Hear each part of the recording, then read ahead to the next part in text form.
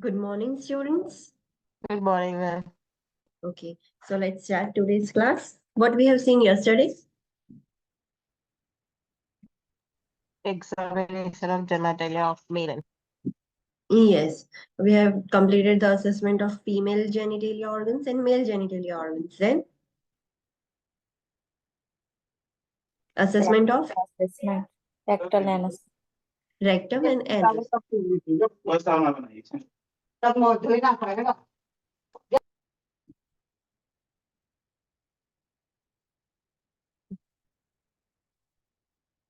So let's do a quick revision of our previous class.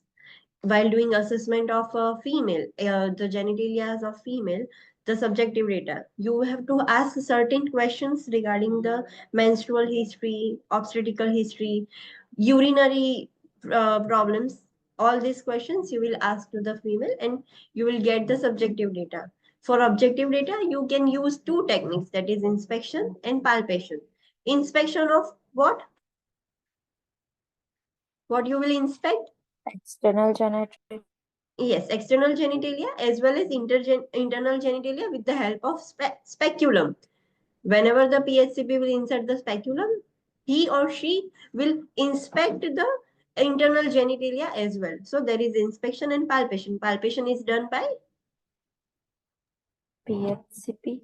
PHCP through bimanual examination. Yes. So first of all, before doing the examination of a female, what key points you have to remember? Tell me. Bladder empty कराई देवानी. Yes, we have to tell the patient to empty their bladder. If not, we will ask the patient to empty the bladder. Then,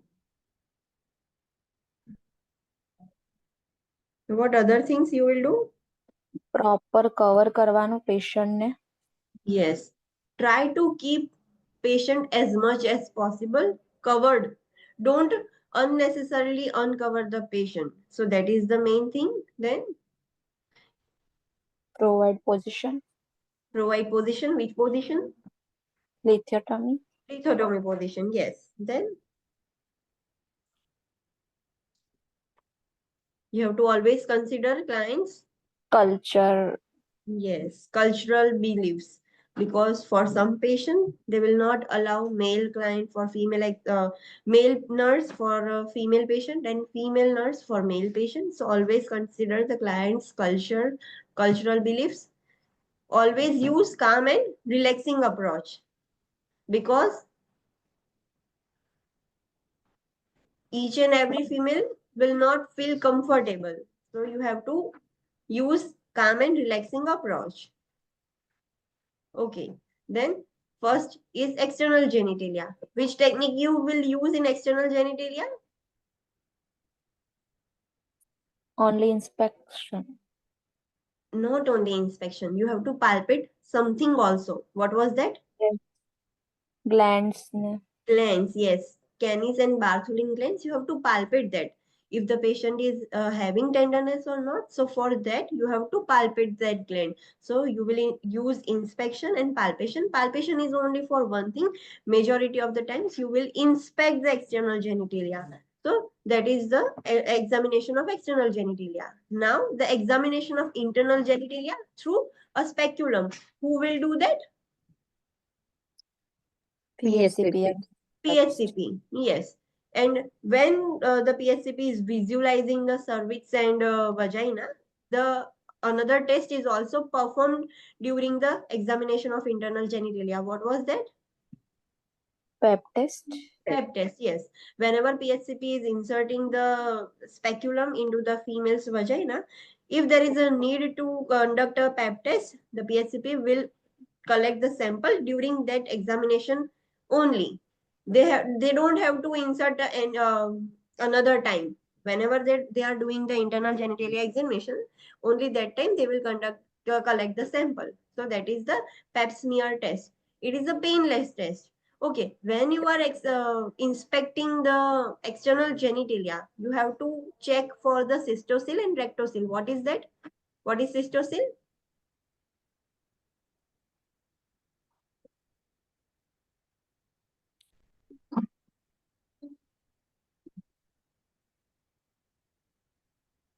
What is that?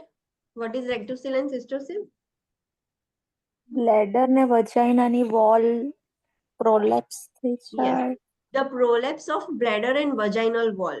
The common wall between the vagina and bladder gets prolapsed. That is called as cystocele. What is rectocele? Vaginal ને rectal ની wall જે હોય ને એ prolapse થઈ જાય. Yes, the common wall between the vagina and rectum gets prolapsed. That is called as rectocele. Okay. Next is internal examination of internal genitalia, but through bimanual examination. Who will do this? PSCP. PSCP. Gynec. Yes. What to do with the bimanual examination? What the PSCP will do? Using hands या finger to inspect internal area. Yes, they will palpate the internal organs. Uterus is palpated for its position, size, shape, contour, and mobility. If there is adnexine, ovaries, adnexa cyst, so they will also identify through the palpation. So they are also palpated for any masses or tenderness. If the PSCP feels any abnormality, then they will conduct a further examination. What was that? Rectovagina. Rectovaginal examination. Yes, if the PSCP feels something abnormal during the bimanual examination, the PSCP will further do one examination that is called as rectovaginal examination. Okay. After completion of examination of female, what client teaching you will give to the female?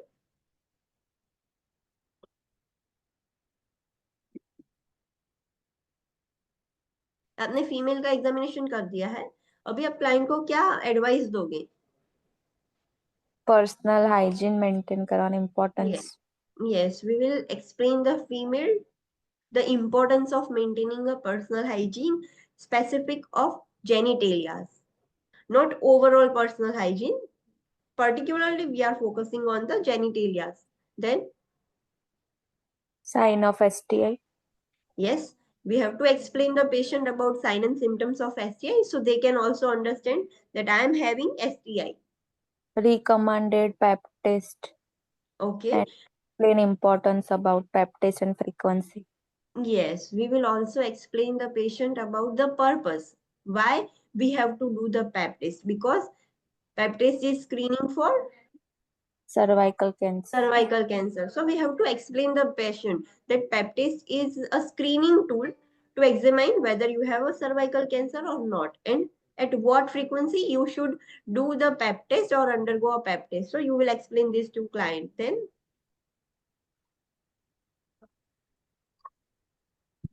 Sexual partner નું બી કહેવાનું કે તમે એ test પેપ્ટેડ અરે એફટીઆઈ હોય એનો infection નો test કરો.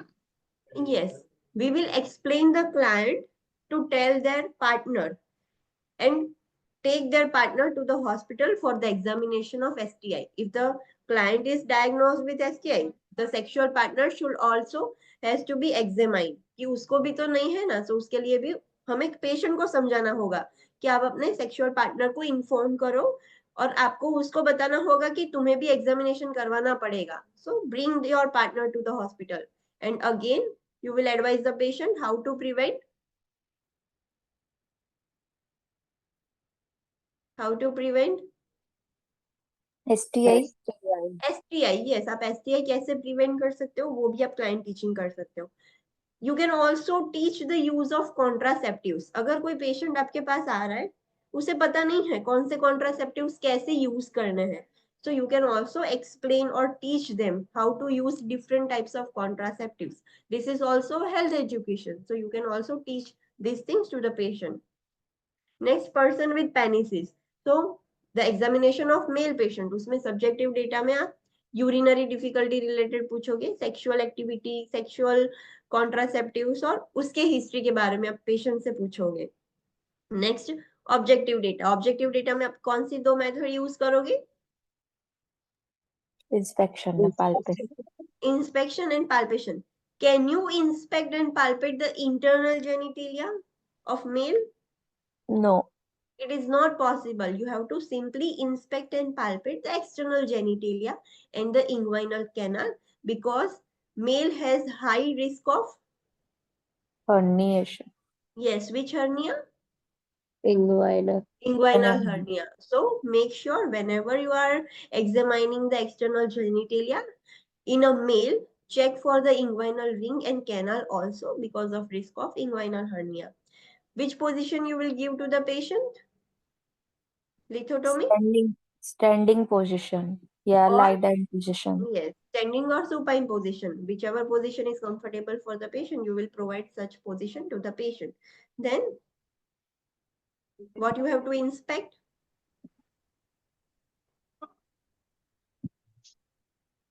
જ્યારે બી inspection કરીએ જેનેટલિયાનું તો બહુ જેન્ટલી એ કરવાનું મેનિપ્યુલેટ, અધરવાઇઝ એમાં ડિસ્કમ્ફર્ટ ફીલ થાય.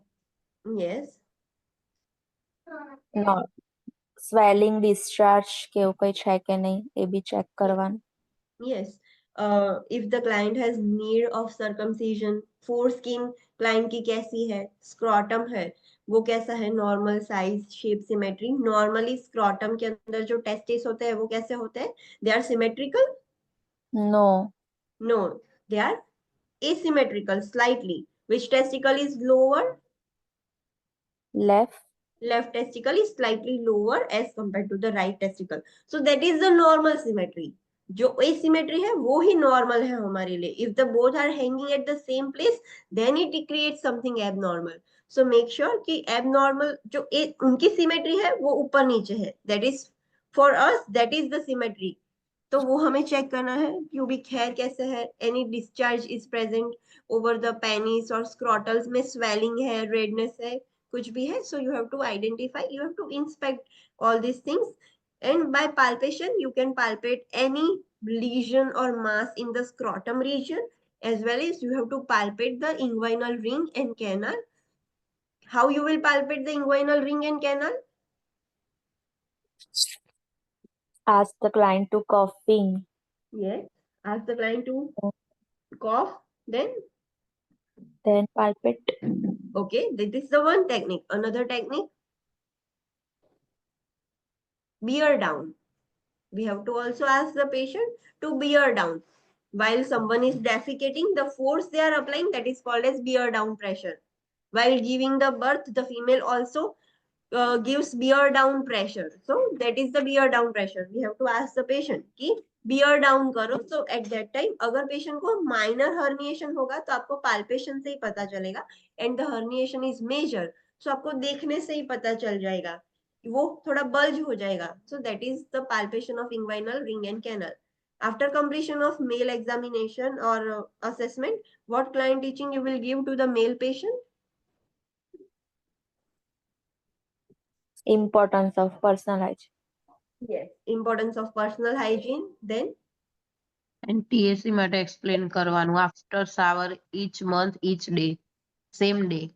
same day, not each day. Yes, the best thing is same day of every month. Patient को हमें समझाना है कि same day of every month पर आप टीएससी करो, and it is good if you are doing TSC after shower और bath, because उस टाइम पर बॉडी भी वार्म होगी, स्क्रॉटम भी वार्म होगा, और आपके हाथ भी वार्म एंड सोपी होंगे, स्मूथ होंगे, सो आप इजीली एग्जामिन कर पाओगे. So you have to teach the importance and how to perform the TSC, वो भी आपको सिखाना होगा. Then Explain the sign of STI. yes, explain the sign and symptoms of STI. Then And also explain how to prevent STI. yes, we have to also explain how to prevent the STI. Then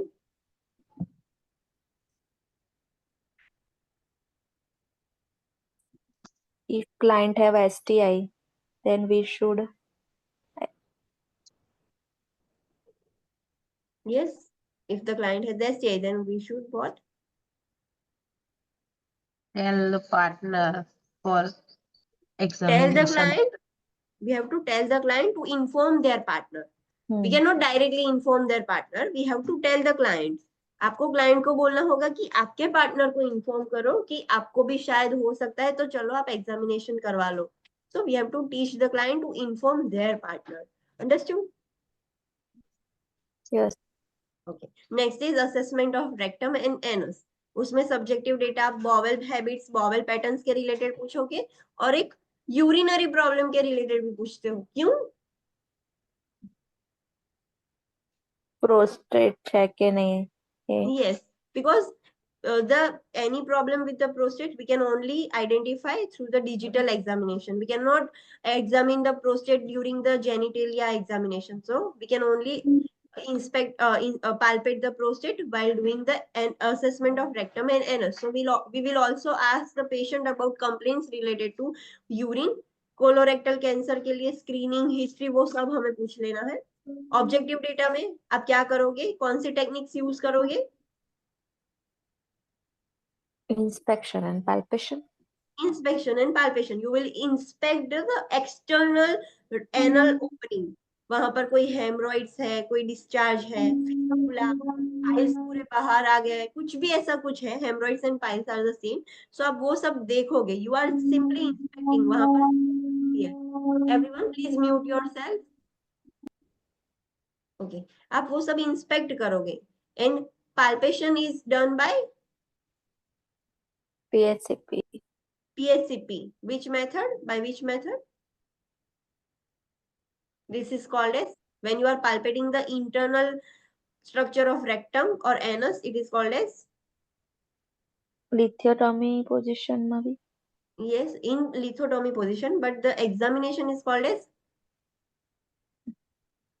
digital examination. Okay. Yes.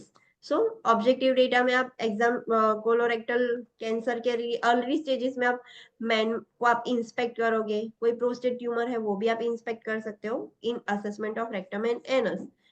कौन सी position दोगे आप when you are assessing rectum and anus? Which position you will provide? Bend forward and hip flex. Okay, that is another position. हम patient को खड़ा करके ऐसे जैसे अंगूठा पकड़ते थे हम स्कूल में वैसी पोजीशन दे देंगे. Then another position. Non ambulatory हो तो लेफ्ट लेटरल पोजीशन. यस, अगर पेशेंट चल नहीं पा रहा है सो हम उसको लेफ्ट लेटरल पोजीशन देंगे. Then easy position, lithotomy position. lithotomy. We will give lithotomy position to male or female? Female. Both.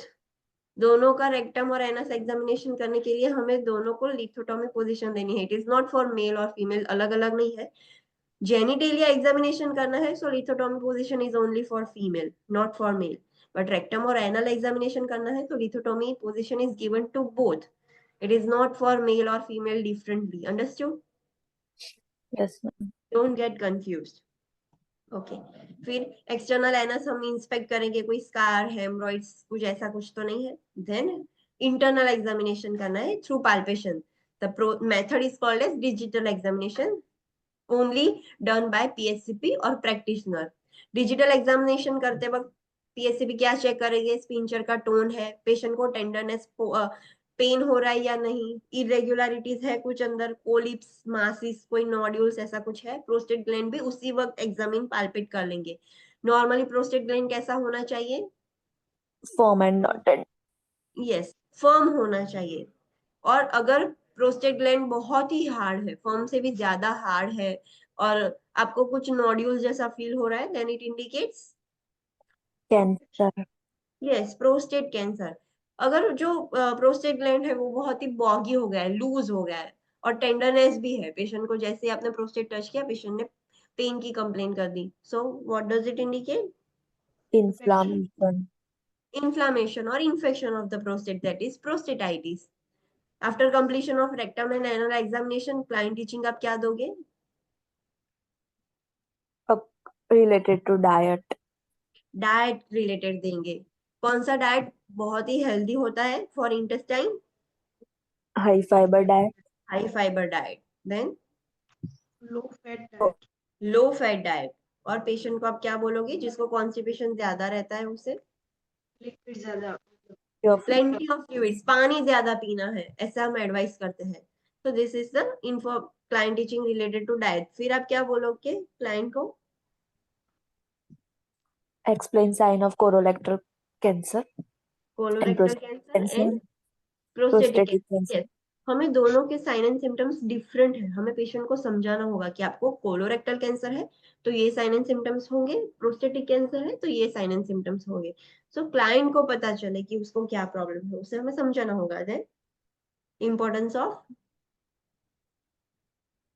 Regular regular digital examination. Digital examination. अगर कोई क्लाइंट हाई रिस्क कैटेगरी में आता है, जिसको colorectal cancer होने के chances ज्यादा है, हुआ नहीं है बट ज्यादा है, तो उस क्लाइंट को हमें बताना होगा कि आप रेगुलर डिजिटल एग्जामिनेशन कराओ।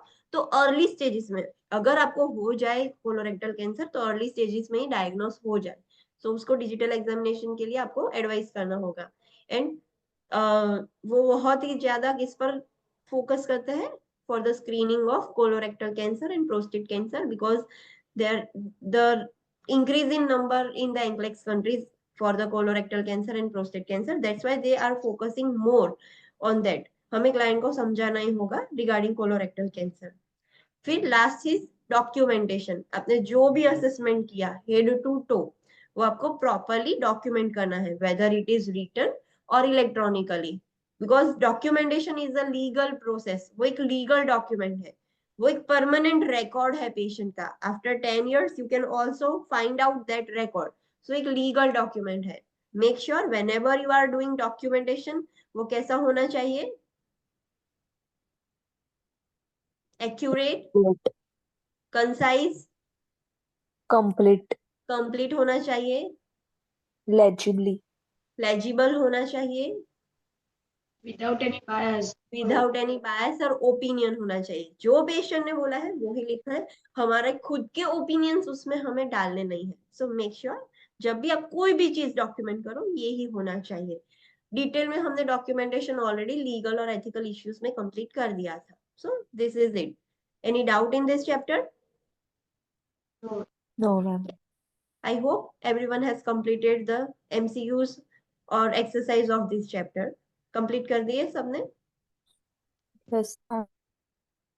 Okay. If you have not done, please complete it. और किसी को भी कोई doubt है, so you can ask me on Monday also. No, tomorrow we are having the class, तो आप कल भी पूछ सकते हो।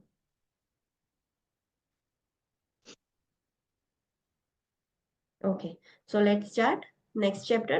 That is chapter number 13. Okay. Chapter number 13, that is safety and infection control. This chapter is also very very important, क्योंकि आपने हर वक्त देखा होगा हमारे लिए पेशेंट की प्रायोरिटी क्या होती है, safety is our first priority. Yes, infection ना हो जाए वो भी हमारी फर्स्ट प्रायोरिटी। तो this chapter is so important, आपके लिए बहुत ही इम्पोर्टेंट है ये चैप्टर। इस चैप्टर्स में से भी क्वेश्चंस आते हैं। अभी जो हमने कंप्लीट किया फिजिकल एंड हेल्थ असेसमेंट, उस चैप्टर में से डायरेक्ट क्वेश्चंस कभी नहीं आते, rarely they will ask you questions. पर वो चैप्टर हमारे लिए क्यों इंपॉर्टेंट था, बिकॉज जो भी हमने स्टडी किया वो आपको जब भी क्वेश्चन के अंदर पेशेंट की हिस्ट्री दी गई होगी, क्वेश्चन के अंदर पेशेंट की history, vital science, nurses note, lab values, ऐसे सब कॉलम्स दिए गए होते हैं। सो जब पेशेंट की हिस्ट्री आप पढ़ोगे तो उसमें सारे जो हमने फिजिकल एग्जामिनेशन में जो टर्मिनोलॉजीज पढ़ी वैसे ही लिखा होगा। So that's why that chapter was important, कि आपको क्वेश्चन पता चले। But safety and infection control में से डायरेक्ट क्वेश्चन ही आते हैं। So that's why this is very important chapter. The priority concept of this chapter is itself infection and safety. जो chapter का नाम है सेफ्टी एंड इन्फेक्शन कंट्रोल, वो ही हमारे लिए प्रायोरिटी है। Infection and safety is our priority for the patient. Understood? Yes. Okay, so let's start related to safety first. Infection हम बाद में देखेंगे। सो पहले तो safety. Safety in terms of what? Environmental safety. Patient safe कब होगा? जब उसकी सराउंडिंग सेफ होगी। So we will study about different types of environmental safety. कौन से सराउंडिंग्स हमें सेफ रखने हैं। So first environmental safety is fire safety. Yes, there are chances कि हॉस्पिटल सेटिंग्स में और कहीं पे भी कोई भी जगह पर फायर हो सकती है। सो एट दैट टाइम आपको कैसे पेशेंट को बचाना है, पेशेंट को सेफ कैसे रखना है, पेशेंट की सेफ्टी कैसे मेंटेन करनी है। So let's study about the fire safety. Let's see the clinical judgment box. A nurse leader is conducting an educational session for staff about the response plan in event of a fire and includes the following priority actions. एक nurse leader educational sessions ले रही है सारे उसके staff nurse में, तो वो बता रही है कि हमें जब भी फायर हो जाए तो कैसे प्रायोरिटी वाइज हमें एक्शंस लेनी है. If there is a fire, अगर कहीं पे भी फायर हो जाती है, so what is the first step you have to do. So you can remember this mnemonic race. What does the R stands for? R is for rescue and remove the client and staff who are in immediate danger. जब भी कहीं पे भी hospital setting में या फिर आप कहीं पे भी बाहर हो, जब भी कोई फायर होती है, so what is the first step you have to do. जो भी पेशेंट्स, जो भी स्टाफ जिसको आग से ज्यादा खतरा है, फॉर एग्जांपल एक वार्ड में आग लगी है तो वो वार्ड के पेशेंट और वो वार्ड के स्टाफ को खतरा ज्यादा है, सो उनको पहले रेस्क्यू करना होगा. Remove them the clients and staff, उनको इमीडिएटली, जो इनको जिनको इमीडिएट डेंजर है उनको उस सिचुएशन से, उस जगह से निकालना होगा. Then you have to activate the fire alarm. कभी भी क्वेश्चन आए कि कहीं पे भी आग लगी है तो don't directly what is the priority action, so सीधा फायर अलार्म. जैसे कार्डियक अरेस्ट होता है तो हम कार्डियक ब्लू कोड एक्टिवेट कर देते हैं. No, in whenever there is a fire you have to first rescue the client and staff, then you have to activate the fire alarm. So A stands for activation of the fire alarm. फिर rescue करने के बाद आपको fire alarm activate करना है. C stands for confine the fire. What is that? Confine the fire means? What do you mean by confine the fire?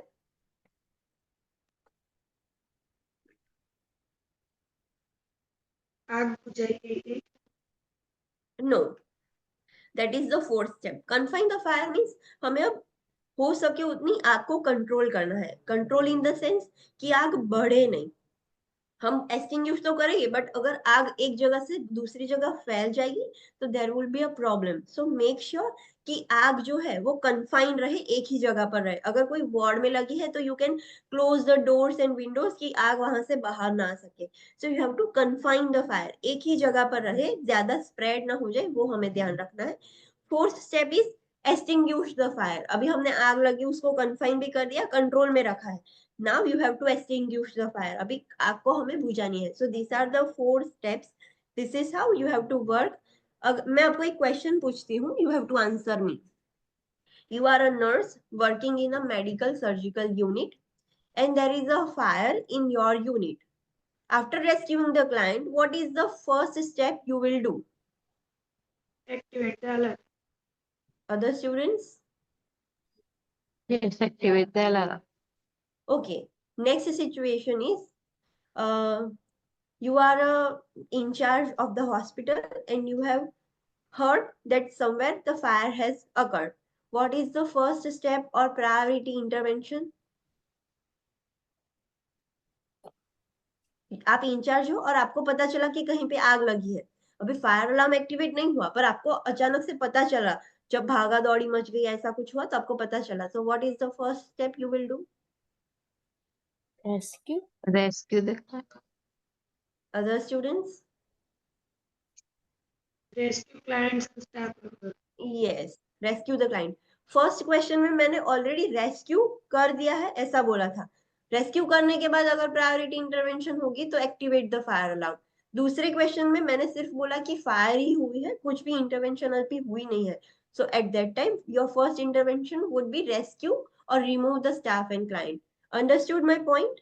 Question आपको ध्यान से पढ़ना है. कौन से अगर आपको ऐसा क्वेश्चन दिया गया हो कि एक्टिवेट भी हो गया है fire alarm, what is the next step you will do? So confine the fire. Yes. So आपको क्वेश्चन ध्यान से पढ़ना है और इसी सीक्वेंस में आंसर सिलेक्ट करना है. अगर 2 ऑलरेडी क्वेश्चन में दिए हैं तो यू हैव टू सिलेक्ट 3. अगर एक दिया है तो you have to select 2. Understood? Yes, ma'am. Okay. Next is PASS. अभी आग लगे तो आपको कौन सा नेमोनिक यूज करना है? रेस. अगर आपको आग बुझानी है, fourth step is extinguish the fire. आपको फायर को बुझानी है. सो आग बुझाने के लिए आप कौन सा नेमोनिक यूज करोगे? That is the PASS mnemonic. What is the P stands for? So pull the pin on the fire extinguisher. आप सभी ने शायद फायर एक्सटिंग्विशर ओपन किया होगा और फायर सेफ्टी की ट्रेनिंग भी ली होगी इन योर कॉलेजेस और वर्क प्लेसेस. सो अगर आपने कभी एक्सटिंग्विशर चलाया होगा तो उसमें पता होगा कि आपको कैसे उसको ऑन करना होता है. So first you have to pull the pin. Fire extinguisher ऐसे लॉक होता है, उसकी पिन निकालनी पड़ती है पहले. जस्ट लाइक इन मूवीज आपने देखा होगा कि बॉम्ब के लिए, बॉम्ब को अगर ब्लास्ट करना होता है तो वो पहले पिन निकालते हैं बॉम्ब में से, फिर उसको थ्रो करते हैं. Just like same way in fire extinguisher, first you have to remove the pin. So pull the pin on the fire extinguisher. Second step is aim at the base of the fire. Fire जहां से लगी है, if there is a fire like this, ऐसे fire लगी है, सो हमें ऊपर नहीं बुझानी है, हमें बेस में फायर को एम करना है. जो एक्सटिंग्विशर का ओपनिंग है वो बेस पर रखना है, बिकॉज बेस बुझाएंगे तो ऑटोमेटिकली सारी फायर बुझ जाएगी. So aim at the base of the fire. Third step is S stands for squeeze the extinguisher handle. आपको पता होगा कि एक्सटिंग्विशर में ऐसे हैंडल होता है, वो स्क्वीज करने से जो एक्सटिंग्विशर के अंदर की गैस होती है वो बाहर निकलती है. So you have to squeeze the extinguisher handle कि उसमें से जो सारी गैस फील करी है वो बाहर आ जाए. And last step, another S stands for sweep the extinguisher from side to side to coat the area of fire evenly.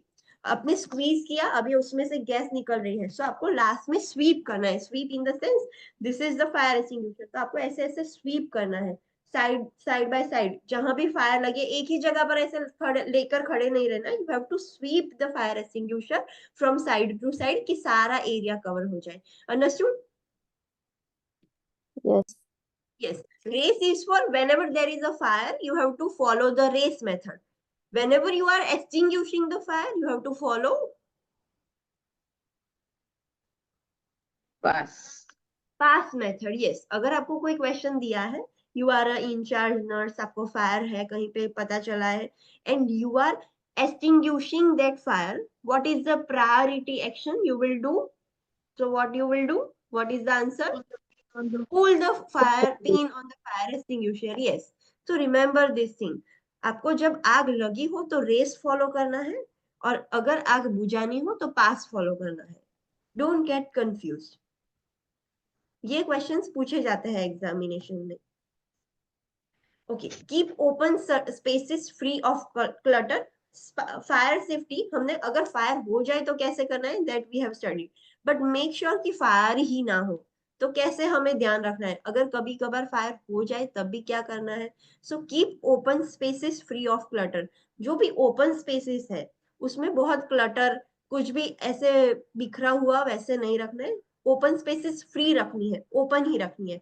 Clearly mark fire exist.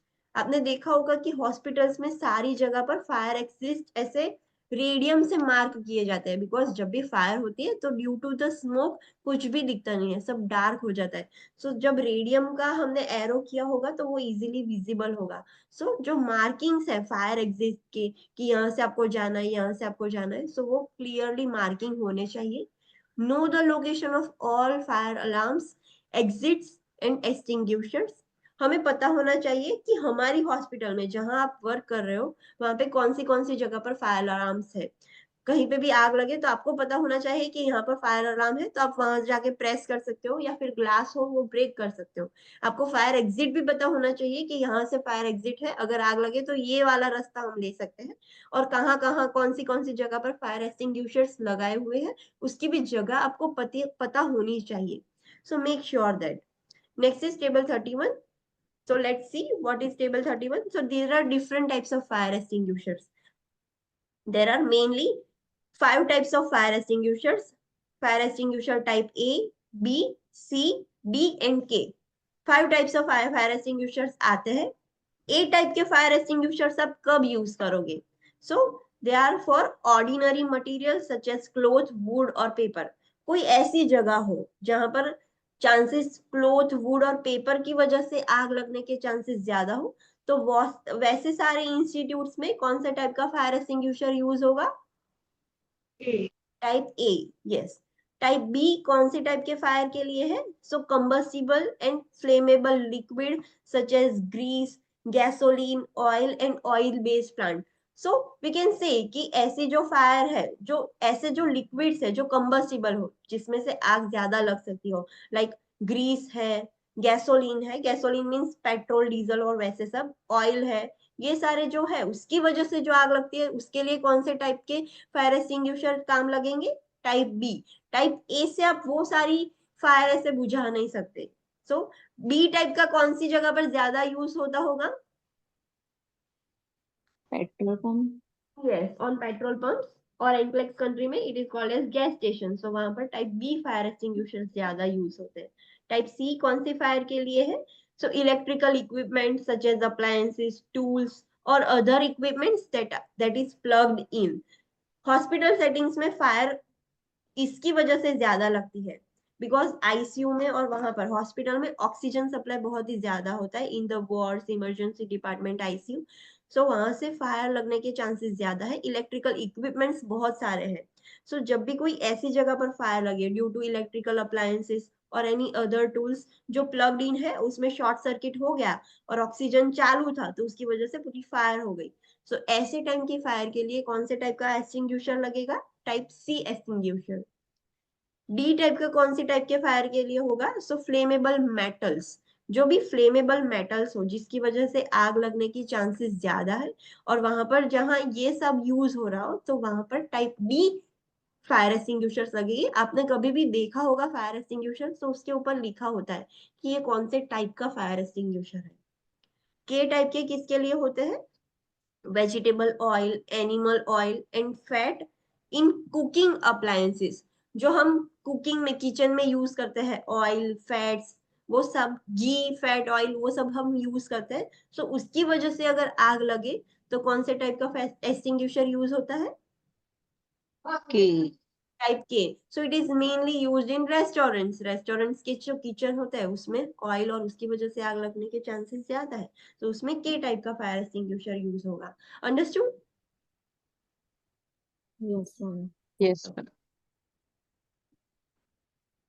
Next, know the telephone number for reporting the Fyers. Yes, अगर आपके hospital में आग लग गई है, आपने in fire alarm भी activate कर दिया, फायर सेफ्टी की टीम भी हॉस्पिटल की आ गई, बट अगर फायर अनकंट्रोलेबल है तो आपको पता होना चाहिए कि आपको कहाँ पर कॉल करना है कि वो जो फायर ब्रिगेड्स है वो आ सके। तो आपको उनका टेलीफोन नंबर भी पता होना चाहिए कहाँ पर आपको रिपोर्ट करना है। Know the fire drill and evacuation plan of the agency. Yes, सारी हॉस्पिटल्स में ऐसे मॉक ड्रिल्स होती है। What is mock drills? New students, what is mock drills?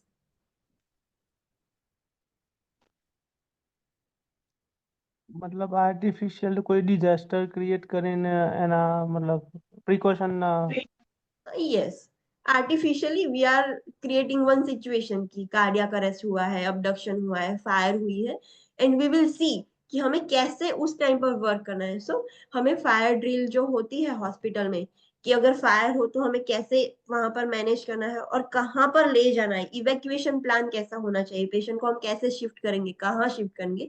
सो ऐसी मॉक ड्रिल्स भी आपको पता होनी चाहिए। Never use the elevator in event of fire. Fire के वक्त कभी भी लिफ्ट यूज नहीं करनी चाहिए because you can stuck into the elevator. So वो कभी यूज नहीं करनी है। Turn off the oxygen and appliances in the vicinity of the fire. We know कि oxygen is highly combustible gas. Fire के लिए ऑक्सीजन बहुत ही matter करता है। हॉस्पिटल में तो सारी जगह पर ऑक्सीजन होगा, तो जहां पर भी फायर लगी है उसकी आसपास के जो एरिया है वो सारे ऑक्सीजन अप्लायंसेस है। अगर कोई पेशेंट को O2 चल रहा है, वेंटिलेटर चल रहा है, सब हमें बंद करना होगा। We can not keep turn on the oxygen appliances. In the event of a fire, if a client is on life support, maintain the respiratory status manually with an ambu bag or resuscitation bag until the client is moved away from the threat of the fire and can be placed back on the life support. अगर मैंने बोला कि ICU में आग लगी है, ICU में तो कितने सारे पेशेंट होते हैं जो वेंटिलेटर पर और O2 पर होते हैं। सो उस टाइम आप क्या करोगे? आपको ऑक्सीजन भी ऑफ करना होगा, और अगर आप ऑक्सीजन ऑफ नहीं करोगे तो पूरा आईसीयू जल जाएगा। सो ऐसे टाइम पर क्या करना है? अगर कोई पेशेंट लाइफ सपोर्ट पर है लाइक वेंटिलेटर और ऑक्सीजन, तो आपको मैन्युअली अम्बुवैक्स से उसको वेंटिलेटरी सपोर्ट देना होगा। You can not keep the ventilator on जब तक आप उस पेशेंट को किसी सेफ जगह पर प्लेस नहीं कर देते, तब तक आपको मैन्युअली आपको पेशेंट को रेस्पिरेटरी स्टेटस मेंटेन रखना होगा। Whenever you are shifting the place patient to the safe place, तब आप जाके उसको नॉर्मल बैक वेंटिलेटर पर रख सकते हो, पर तब तक आपको मैन्युअली देना होगा। In the event of a fire, ambulatory clients can be directed to walk by themselves to a safe area, and in some cases may be able to assist in moving clients with the wheelchair. Yes, कहीं पे भी आग लगी है, so please you have to stay calm. और जो भी client चल सकते हैं, जो एम्बुलेटरी है, उन्हें कोई प्रॉब्लम नहीं है चलने में, तो उस क्लाइंट को आप डायरेक्टली ऑर्डर दे दो कि खुद से चलकर ये जगह पर आप चले जाओ, सेफ एरिया है, जो फायर एग्जिट जो प्लेस होती है वहां पर चले जाओ। आपको उनको बोलना होगा कि वो खुद से चले जाए। और वो लोग जो पेशेंट है, जो चल सकते हैं, उनकी भी आप हेल्प ले सकते हो। जो व्हीलचेयर वाले क्लाइंट्स है, स्टाफ बहुत ही कम होगा, पेशेंट बहुत ज्यादा होंगे, और जो क्लाइंट्स चल नहीं सकते, जिनको व्हीलचेयर पर ले जाना होता है, तो आप जो एम्बुलेटरी पेशेंट है उन्हें भी बोल सकते हो कि please take this client to the fire exit place also. So वो भी हेल्प कर सकते हैं moving the patient who is on wheelchair. So ambulatory clients आपको help करेंगे। Bedridden clients generally are moved from the scene of fire by stretcher, their bed और wheelchair. जो bed ridden client है, जो खुद से चल भी नहीं पाए, कुछ नहीं कर सकते, तो उनको कैसे आप मूव करोगे? यूजिंग स्ट्रेचर, और डायरेक्टली बेड से ही मूव कर सकते हो। स्ट्रेचर के लिए शिफ्ट करने का टाइम नहीं है, तो पूरा बेड ही निकाल कर पेशेंट को मूव कर दो। और अगर पेशेंट शिफ्ट हो सके ऐसा है, तो उसको व्हील चेयर पे, देर आर 3 मेथड, स्ट्रेचर से भी मूव कर सकते हो, खुद के बेड से, उनके बेड से, और व्हील चेयर से। If a client must be carried from area of a fire, appropriate transfer techniques need to be use. Yes, अगर ऐसी जरूरत पड़ी कि क्लाइंट को ट्रांसफर करना है, जहां पर आग लगी है वहां से क्लाइंट को इवैक्यूएट करना है, सो मेक श्योर कि आप प्रॉपर ट्रांसफर टेक्निक यूज करो। ऐसा नहीं कि फायर के उसमें से बचाने के लिए आपने क्लाइंट को ऐसे ही शिफ्ट कर दिया और क्लाइंट को कुछ और इंजरी हो गई। सो मेक श्योर कि you are transferring the patient in appropriate method. आपको खुद की भी सेफ्टी ध्यान में रखनी है और पेशेंट की भी सेफ्टी ध्यान में रखनी है। If fire department personnel are at the scene of the fire, they will help evacuate the clients. ऐसा नहीं कि ये काम इवैक्यूएशन ऑफ द पेशेंट काम सिर्फ नर्सिस का है। फायर अलार्म एक्टिवेट हो गया है, जो फायर डिपार्टमेंट के जो पर्सनल्स है हॉस्पिटल में, अगर वो आ गए हैं, सो वो भी आपको हेल्प करेंगे पेशेंट को इवैक्यूएट करने में। वो सिर्फ ऐसे खड़े रहकर सिर्फ आग नहीं बुझाएंगे, वो आपको हेल्प भी करेंगे।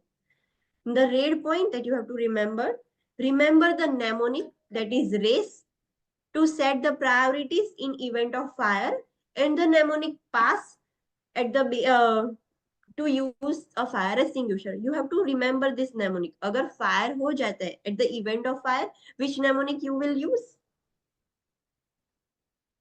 Race. Fire race. And to extinguish a fire, which mnemonic you will use? pass, Pass. So remember this mnemonic. It is asked in the examination. That is all about the fire safety. Next, environmental safety, that is electrical safety. We know that in hospital many electronic appliances are used, so we have to also maintain the electrical safety in the hospital setting. So electrical equipment must be maintained in good working order and should be grounded, otherwise it present a physical hazard. Remove equipment that is not in proper working order and notify the appropriate staff. जो भी हम electronic devices hospital में use करते हैं, सो make sure कि वो सारी अच्छी वर्किंग कंडीशन में हो और ग्राउंडेड हो। ग्राउंडेड मींस उसमें शॉक ना लगे, अदरवाइज उसकी वजह से, शॉक लगने से भी पेशेंट को प्रॉब्लम हो सकता है या फिर स्टाफ को भी प्रॉब्लम होगा। फिजिकल हैजार्ड्स है। जो भी इक्विपमेंट्स अच्छे से वर्क नहीं कर रहे, सो उनको रिमूव कर दो। Don't try to use like जुगाड़ करके यूज करने की जरूरत नहीं है। If it is not working, remove that equipment. और आपको इन्फॉर्म भी करना होगा, जो हॉस्पिटल्स में ऐसे मेंटेनेंस डिपार्टमेंट होता है, तो उनको आपको इन्फॉर्म भी करना होगा कि वो आपको रिप्लेस करके दे या ठीक करके दे। Use a 3-pronged electrical cord. आपने देखा होगा कि हॉस्पिटल में जो भी इलेक्ट्रॉनिक अप्लायंसेस है उसमें 3 prongs होते हैं। जो ऐसे प्लग्स होते हैं ना, ऐसे 3 prongs के होते हैं, 2 prongs के नहीं होते हैं। अपने चार्जर होता है एडेप्टर, वो 2 prong का होता है, पर जो हैवी इलेक्ट्रॉनिकल डिवाइसेस है उसमें 3 prongs होते हैं। In a 3-prong electrical cord, the third, that is the longer prong of the cord, is ground. ये 3 prong क्यों होते हैं? एक इनटेक इनपुट एंड आउटपुट के लिए, और ये ग्राउंड करने के लिए, बैलेंस करने के लिए, न्यूट्रलाइज करने के लिए ये 3 prong होता है। So this is the safest compare to 2 prongs। ये सेफ होता है। सो मेक श्योर कि सारे डिवाइसेस 3 pronged होने चाहिए, not 2 pronged. In other 2 prongs carry the power to the piece of electrical equipment. हमने बोला कि जो longer होता है वो ground के लिए होता है, और जो दूसरे दो है वो जो पावर है कैरी, वो पावर कैरी करते हैं, इन और आउट कैरी करने के लिए होता है. Check the electrical cords in outlets for exposed, frayed और डैमेज वायर. जो उसके वायरिंग्स है, जो इलेक्ट्रिकल कॉर्ड्स आप यूज कर रहे हो हॉस्पिटल में, for example this is the wire कोई भी डिवाइस का, सो उसमें से ऐसे वो ऊपर का कवरिंग फट ना गया, उसमें से वायर से दिख नहीं रहे हो, वैसा कुछ नहीं होना चाहिए. It should be intact, because वहां पर अगर आप टच करोगे तो आपको शॉक लग सकता है. सो मेक श्योर कि वो डैमेज ना हुआ हो. Avoid overloading any circuit. Yes, आपके पेशेंट के बेड के ऊपर ऐसे आउटलेट्स होते हैं जहां पर आप इलेक्ट्रॉनिक डिवाइसेस के प्लग इंसर्ट कर सकते हो, बट मेक श्योर कि वो ओवरलोड ना हो जाए. जितने उसकी 3-4 अप्लायंसेस एक ही सर्किट में से एक ही स्विच बोर्ड में यूज नहीं करना है, ओवरलोड नहीं करना हमें. Read warning labels on all equipments, never operate unfamiliar equipments. कोई भी इलेक्ट्रॉनिक डिवाइस आप यूज कर रहे हो तो सारे इलेक्ट्रॉनिक डिवाइस पर एक वार्निंग लेबल होता है कि make sure avoid this things. इसको इससे ज्यादा वोल्टेज में मत डालो, इससे इतने टाइम से ज्यादा यूज मत करो, ऐसे सारे वार्निंग्स होते हैं. So please read that warning labels on all the equipments. और जो आपके लिए नया हो, आपको नहीं पता कैसे यूज करना है, क्या करना है, सो अनफेमिलियर ऑब्जेक्ट्स डायरेक्टली ऑपरेट मत करो अपने आप से. use safety extension cords only when absolutely necessary and tape them to the floor with the electrical tape. Safety extension cord means what is that? Extension board use करे. Yes, जब भी आप hospital में वर्क कर रहे हो, अगर उसका वायर स्विच बोर्ड तक पहुंच नहीं रहा, so we are using extension board. तो बने उतना कम यूज करो. अननेसेसरीली सेफ जो एक्सटेंशन बोर्ड है उसे यूज मत करो. उससे क्या होगा, वायरिंग बहुत ऐसे लंबा लंबा हो जाएगा, सो उसकी वजह से प्रॉब्लम्स हो सकती है. So use safety extension cords only when absolutely necessary. जब ऐसा हो कि नहीं अभी यूज करना होगा तभी यूज करो, अननेसेसरीली उसको यूज मत करो. और जब भी आप यूज कर रहे हो सो उसको टेप करके रखो फ्लोर से.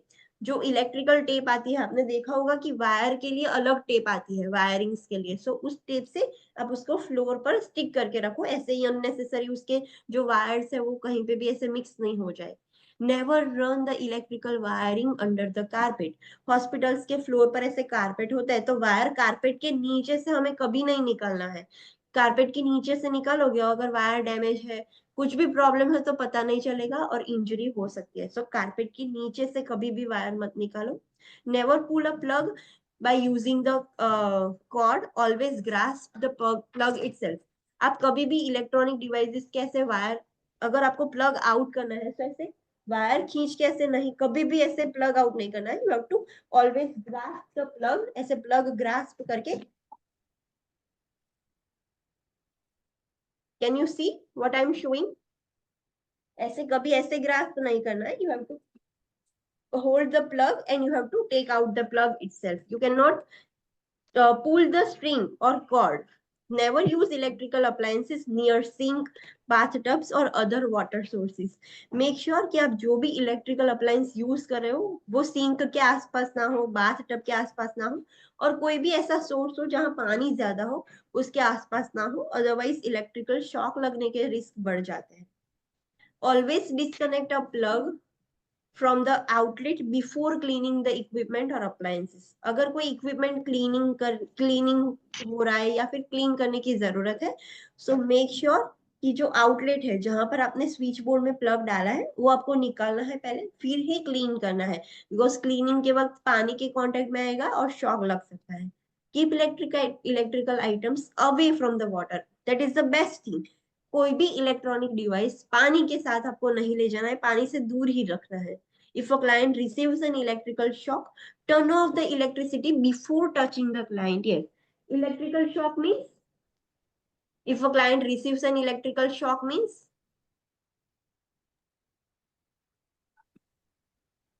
क्या डीसी टॉपिक? ये सॉरी, डीसी शॉक आप ये नो, ये तो अपने वो तो हम देते हैं अगर क्लाइंट को गलती से इलेक्ट्रिकल शॉक लग जाए. That is the receiving of electrical shock. वो शॉक हम देते हैं, पर अगर क्लाइंट को गलती से कुछ शॉक लग गया है, क्लाइंट को कोई इलेक्ट्रॉनिक डिवाइस चल रहा था, वो डिवाइस में कुछ प्रॉब्लम हो गई, सो क्लाइंट को शॉक लगा है, तो आप क्लाइंट को बचाओगे। आपकी ड्यूटी है, before touching the client make sure कि वो डिवाइस है वो आप टर्न ऑफ कर दो।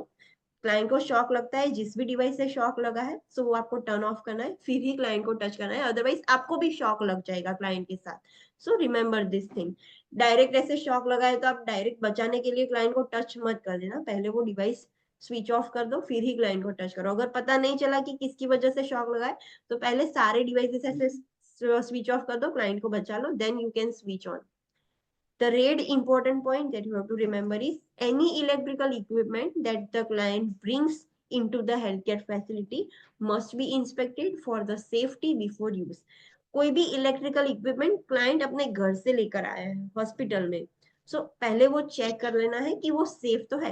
फॉर एग्जाम्पल क्लाइंट घर से केटल लेके आया है, वो जो गर्म पानी करने का होता है, सो उसमें पानी भी डालते हो आप, इलेक्ट्रिसिटी भी होती है, सो मेक श्योर कि वो प्रॉपर हो, क्लाइंट को फिर से शॉक लगने की या फिर कोई सेफ्टी रिलेटेड हैजार्ड्स ना हो, वो आपको पहले चेक करना है, फिर ही आप क्लाइंट को अलाउ कर सकते हो कि now you can use this. Understood? Yes. Okay, next is radiation safety. Radiation means, what do you mean by radiation? આપણે રેડિયો એક્ટિવ મટીરિયલ યુઝ કરીએ ને यस, हॉस्पिटल सेटिंग्स में रेडियो एक्टिव मटेरियल यूज होता है in terms of X ray, MRI, फिर अगर जो chemotherapy जो रिसीव कर रहे हैं, जो ब्रेकी थेरापी रिसीव कर रहे हैं, रेडिएशन थेरापी रिसीव कर रहे हैं, सो उसमें भी इम्प्लांट्स यूज करते हैं, वो रेडियो एक्टिव होते हैं, so that are also hazardous for normal individuals.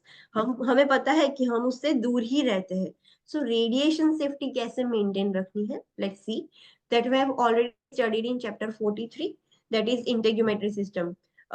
जो ऑन्कोलॉजी में रेडिएशन सेफ्टी कैसे मेंटेन रखनी है वो हमने ऑलरेडी स्टडी कर दी थी। Know the protocols and guidelines of a health care agency. Radiation safety के लिए हर हॉस्पिटल में ऐसे प्रोटोकॉल्स लगाए गए होते हैं कि how you have to maintain the radiation safety. Label potentially radio active material, आपको पता होगा कि जो भी रेडियो एक्टिव मटीरियल होता है उसमें पूरा ऐसे येलो करके एक्सक्लेमेशन मार्क लिखा होता है, this is radio active material. So कोई भी उससे दूर ही रहेगा। To reduce the exposure to radiation do the following. आप रेडिएशन से कैसे बच सकते हो, खुद भी और पेशेंट को कैसे बचा सकते हो? So what you can do to reduce the exposure of radiation, let's see. Limit the time spend near the source. जो भी रेडियो एक्टिव सोर्सेस है उसमें ज्यादा टाइम स्पेंड मत करो। फॉर एग्जांपल एक्सरे रूम्स है, एमआरआई रूम्स है, patient को अंदर इम्प्लांट किया गया है, so we are using the lead apron, but हो सके उतना अवॉइड करो, बहुत ही अननेसेसरीली पेशेंट के साथ मत टाइम स्पेंड करो। हमने ऑलरेडी वो पढ़ा था कि जो भी काम होता है वो हम साथ में एक ही बार जाके कंप्लीट करके आते हैं, frequently we are not exposing ourself to the patient. So limit कर, वो टाइम लिमिट करना है। Make the distance from the source as great as possible. जितना हो सके जो रेडियो एक्टिव सोर्स है उससे डिस्टेंस मेंटेन करो, दूर से हैंडल करो, जितना हो सके उतना दूर से हैंडल करना है। Use a shielding device such as lead apron. हमें पता है कि जो भी ऐसे एंजियोग्राफीज में, एमआरआईज में, एक्सरेज में वो जो टेक्नीशियंस होते हैं वो अपने आप को बचाने के लिए लीड एप्रॉन यूज करते हैं, सो शील्डिंग डिवाइस यूज करो। Monitor radiation exposure with a film that is dosimeter badge. आपने देखा है, have you ever seen the dosimeter badge? Yes ma'am. कौन यूज करते हैं? ऑर्थो की मतलब ओटीओ में। हाँ, और जो भी रेडियो टेक्नीशियंस है, एक्सरे, एमआरआई, ओटी में होते हैं, वो सारे टेक्नीशियंस के पास एक बैज होता है। बैज के ऊपर आपने देखा होगा कि हाफ ऐसे ब्लैक कलर का होगा, हाफ व्हाइट कलर का होगा। Have you ever seen that? Yes ma'am. हाँ, so that is called as dosimeter badge और फिल्म।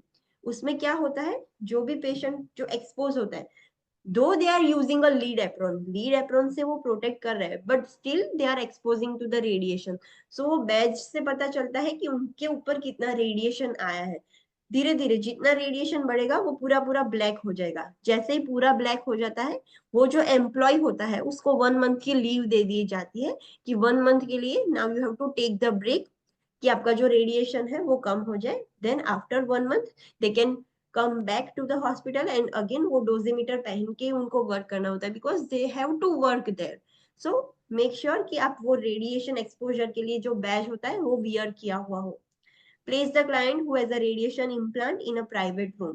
जो क्लाइंट ऐसे है जिसके अंदर रेडिएशन इम्प्लांट है, that is the radiation therapy internal होता है, वो ब्रेकी थेरापी के लिए आया है, सो उनको प्राइवेट रूम में रखना है, 2-3 पेशेंट के शेयरिंग में नहीं रख सकते हो। Never touch dislodge radiation implants, that we have also studied.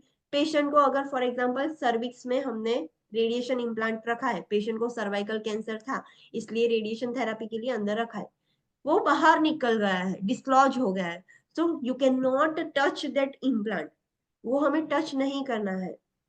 keep all linens in the client room until the implant is removed. This is also important point. मुझे when I was a student मेरा ये question wrong हो गया था। जो भी patient ब्रेकी therapy ले रहा हो जिसके अंदर डिवाइस इम्प्लांट किया गया हो, मुझे याद है वो क्वेश्चन ऐसा था कि आप you are caring for a patient जिसको सर्वाइकल कैंसर है और सर्वाइकल इम्प्लांट किया गया है, so which what is the step that is the need for further teaching? So उसमें ऐसा था कि आप you will take the all linens for washing. So I thought कि linens तो wash कर ही सकते हैं ना, linens कितनी गंदी हो जाएगी, but I was wrong. जो भी पेशेंट के अंदर ऐसे इम्प्लांट किए गए होते हैं वो सारे पेशेंट को आप रोज उसकी बेडशीट चेंज करोगे, पर वो बेडशीट पेशेंट के रूम में ही रखनी है जब तक कि उसका इम्प्लांट रिमूव नहीं हो जाता। एक बार पेशेंट का इम्प्लांट रिमूव हो जाए then you can take all the bedsheets. 1 हफ्ते के लिए थी तो 1 हफ्ते तक पेशेंट के रूम में ही रखनी है, you can not take out that linen from the patient room. अगर पेशेंट का इम्प्लांट निकल जाता है फिर सारी की सारी एक साथ में लिनन निकाल कर आप ला सकते हो फॉर द क्लीनिंग और washing. Understood this point? Yes, ma'am. Yes. Yes, sir. Okay, so let's take a short break, then हम दूसरे एनवायरमेंटल सेफ्टी आप पढ़ेंगे। Let's take a short break.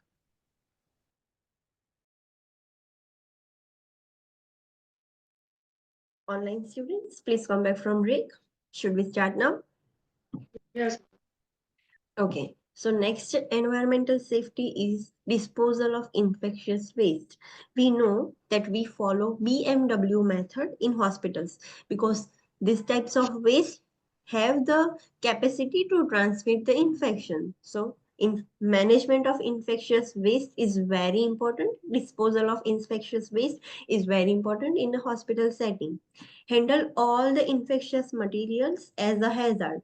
We know for our in the hospital setting the waste whichever has generated in the hospital, that is hazard for everyone, so we have to handle all the infectious material as a hazard. हमें वो hazard है ऐसे ही हमें handle करना है। Dispose of waste is in designated areas only using proper containers for disposal. हमें पता है कि जो waste dispose हम करते हैं hospital setting में, so there is one area जहाँ पर सारे color codes के डस्टबिन और कंटेनर्स होते हैं, उसी जगह पर हम वेस्ट डिस्पोज करते हैं। It is not like random हमने कहीं पे भी डस्टबिन रख दिए हैं, सारे वो जो कंटेनर्स है वो रख दिए और हम डिस्पोज कर रहे हैं, it is not like that. It is place in a designated area और प्रॉपर कंटेनर्स होते हैं कलर कोडिंग्स के according. Ensure that infectious material is labelled properly. Yes, जो भी इन्फेक्शियस मटेरियल है जो हम डिस्पोज कर रहे हैं वो प्रॉपरली लेबल्ड हो। For example yellow dustbin is for infectious material organ, और वैसे जो रेड मटेरियल है उसमें हमें इन्फेक्टेड ट्यूबिंग्स और plastic material, so it should be labelled properly. Dispose all of dispose of all shards immediately after use in a closed puncture resistant disposal container that are leak proof and labeled or a color coded. जो भी हम sharp articles है और जो भी हम use कर रहे हैं शार्प थिंग्स, सो हमें वो तुरंत यूज के बाद तुरंत ही डिस्पोज करना है। कौन सी कंटेनर में डिस्पोज करना है, सो वो क्लोज होना चाहिए, पंचर प्रूफ होना चाहिए, उसमें होल नहीं हो जाना चाहिए। और जो भी कंटेनर है जिसमें हम शार्प मटेरियल डिस्पोज कर रहे हैं वो लीक प्रूफ होना चाहिए और प्रॉपरली लेबल किया होना चाहिए कि this container is for sharp material, और कलर कोडिंग दिया हुआ होना चाहिए, so it should be dispose properly. The red point, that is important point for you. Needles that are sharp. Needle should not be recapped, bent or broken because of risk of accidental injury, that is needle stick injury. जो भी needles है, that is the major sharp thing that we use in a hospital setting. So जो needle है use करने के बाद, needle और syringe use करने के बाद, do not recap that syringe. उसको recap नहीं करना है because during recapping हमें needle stick injury हो सकती है. So do not recap it. Band भी नहीं करना है, ऐसे पकड़ के ऐसे टेबल पर ऐसे बैंड नहीं करना, कुछ भी नहीं करना है। और उसको ब्रोक भी नहीं करना है बिकॉज उसकी वजह से नीडल स्टिक इंजरी हो सकती है। There is a risk of needle stick injury, so we have to avoid that risk. Understood? Yes और no? Yes, ma'am. Okay. Next, that is then the next environmental safety is physiological changes in an older client that increases the risk of accidents. Now tell me, जो भी older clients है उनमें कैसे physiological changes हो जाते हैं?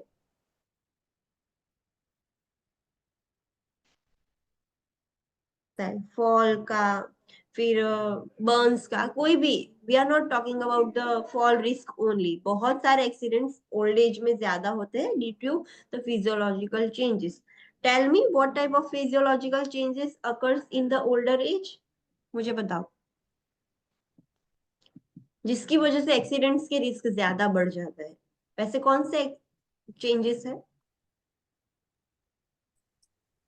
CNS માં કઈ પ્રોબ્લેમ है? Yes, due to the older age client का सेंट्रल नर्वस सिस्टम फंक्शन कैसा हो जाता है? डिक्रीज हो, यस, सीएनएस फंक्शन डिक्रीज हो जाता है, देन उसकी वजह से इंजरी हो सकती है। परसेप्शन चेंज થઈ શકે ને? यस, परसेप्शन डिक्रीज हो जाता है, that we can consider in the CNS. Then joints માં પ્રોબ્લેમ है મસ્ક્યુલોસ્કેલેટલ? yes, so mobility कैसी हो जाती है? Increase, Decrease. डिक्रीज हो जाएगी mobility due to joint stiffness, muscle pain और एनीथिंग, उसकी वजह से मोबिलिटी डिक्रीज हो जाएगी। Than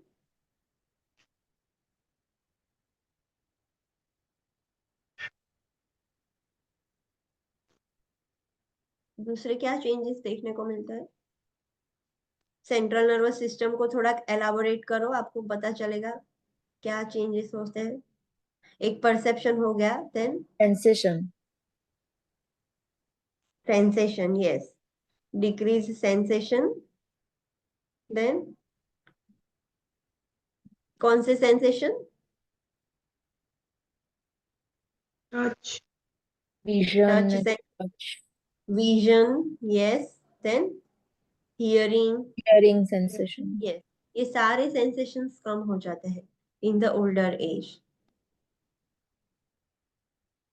anything other else, anything else?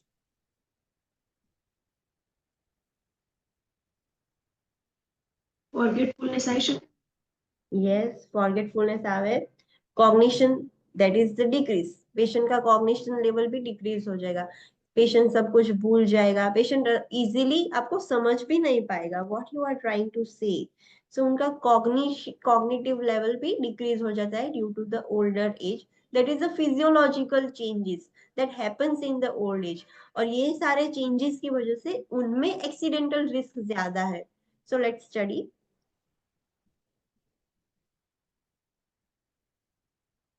Okay, first is musculoskeletal change.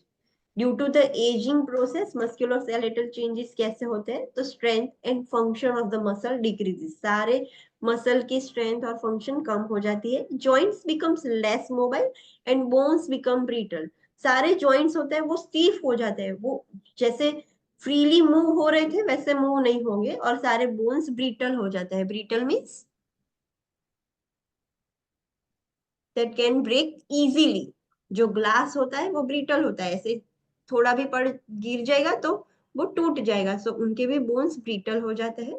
Postural changes and limits to the range of motion occurs. आपने देखा होगा कि ओल्डर एज में जो कैल्शियम वॉश ऑफ हो जाता है उसकी वजह से स्पाइनल कर्वेचर कैसी हो जाती है, ऐसे बैंड हो जाते हैं सारे ओल्डर पीपल्स।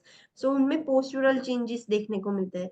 वो बेंडिंग डाउन से देर आर मोर चांसेस कि वो आगे की तरफ गिर जाएंगे, because the centre of gravity has change.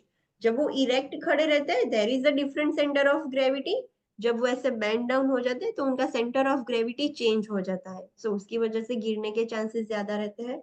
और जो आरओएम है वो भी अभी कम हो जाता है।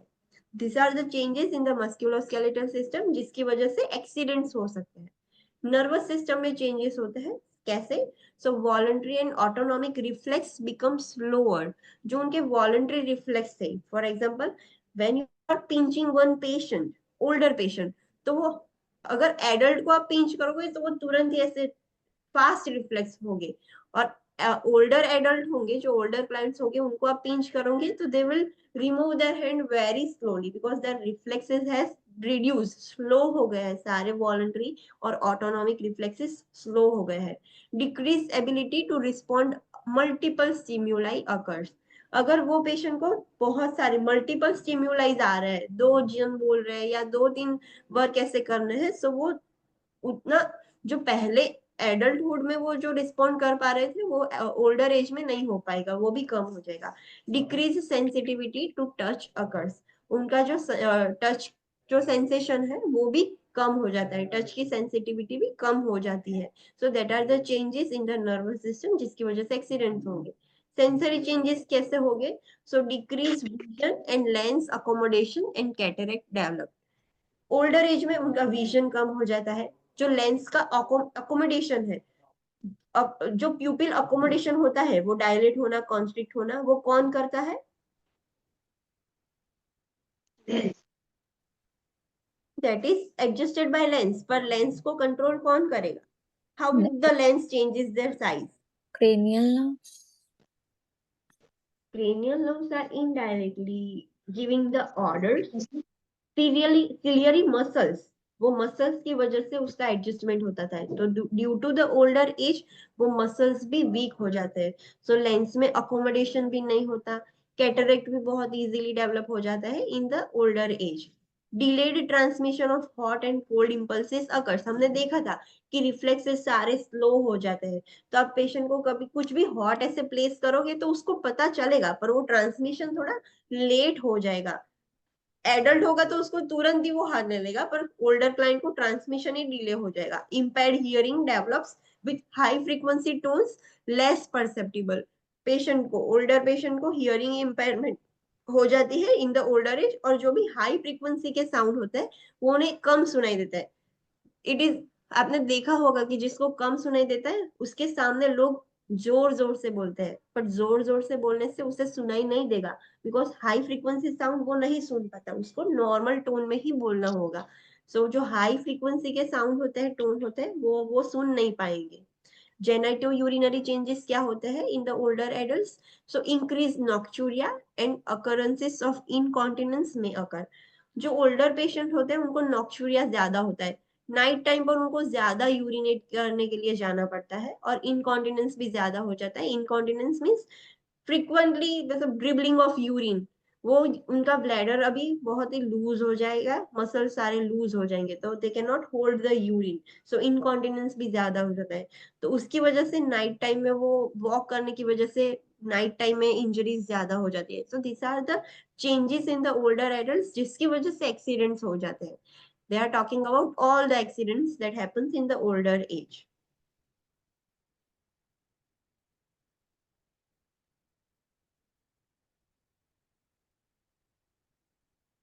Okay, risk for fall assessment. We know fall assessment, fall injury भी हॉस्पिटल्स में ज्यादा होती है। सो फॉल असेसमेंट के रिस्क, हम जो भी पेशेंट को रिस्क हो फॉल का उसके असेसमेंट करना है। So how you will do? So needs to be client center and include the use of all use of fall risk scale as per agency protocols. आपको आपने जब भी एज अ स्टूडेंट लाइफ और when you are working आपने देखा होगा कि जब भी पेशेंट एडमिट होता है, जब हम उसका असेसमेंट फॉर्म फिल करते हैं, उस असेसमेंट में ही फॉल रिस्क स्केल होता है कि किस पेशेंट को ज्यादा रिस्क है फॉल इंजरी का। सो ऐसा स्केल हम फिल करते हैं। सो वो सारे स्केल पेशेंट ओरिएंटेड हो गए। सारे पेशेंट के लिए फॉर एग्जांपल एक जैसा रिस्क नहीं होगा, कोई पेशेंट के लिए रिस्क ज्यादा होगा, कोई पेशेंट के लिए रिस्क कम होगा।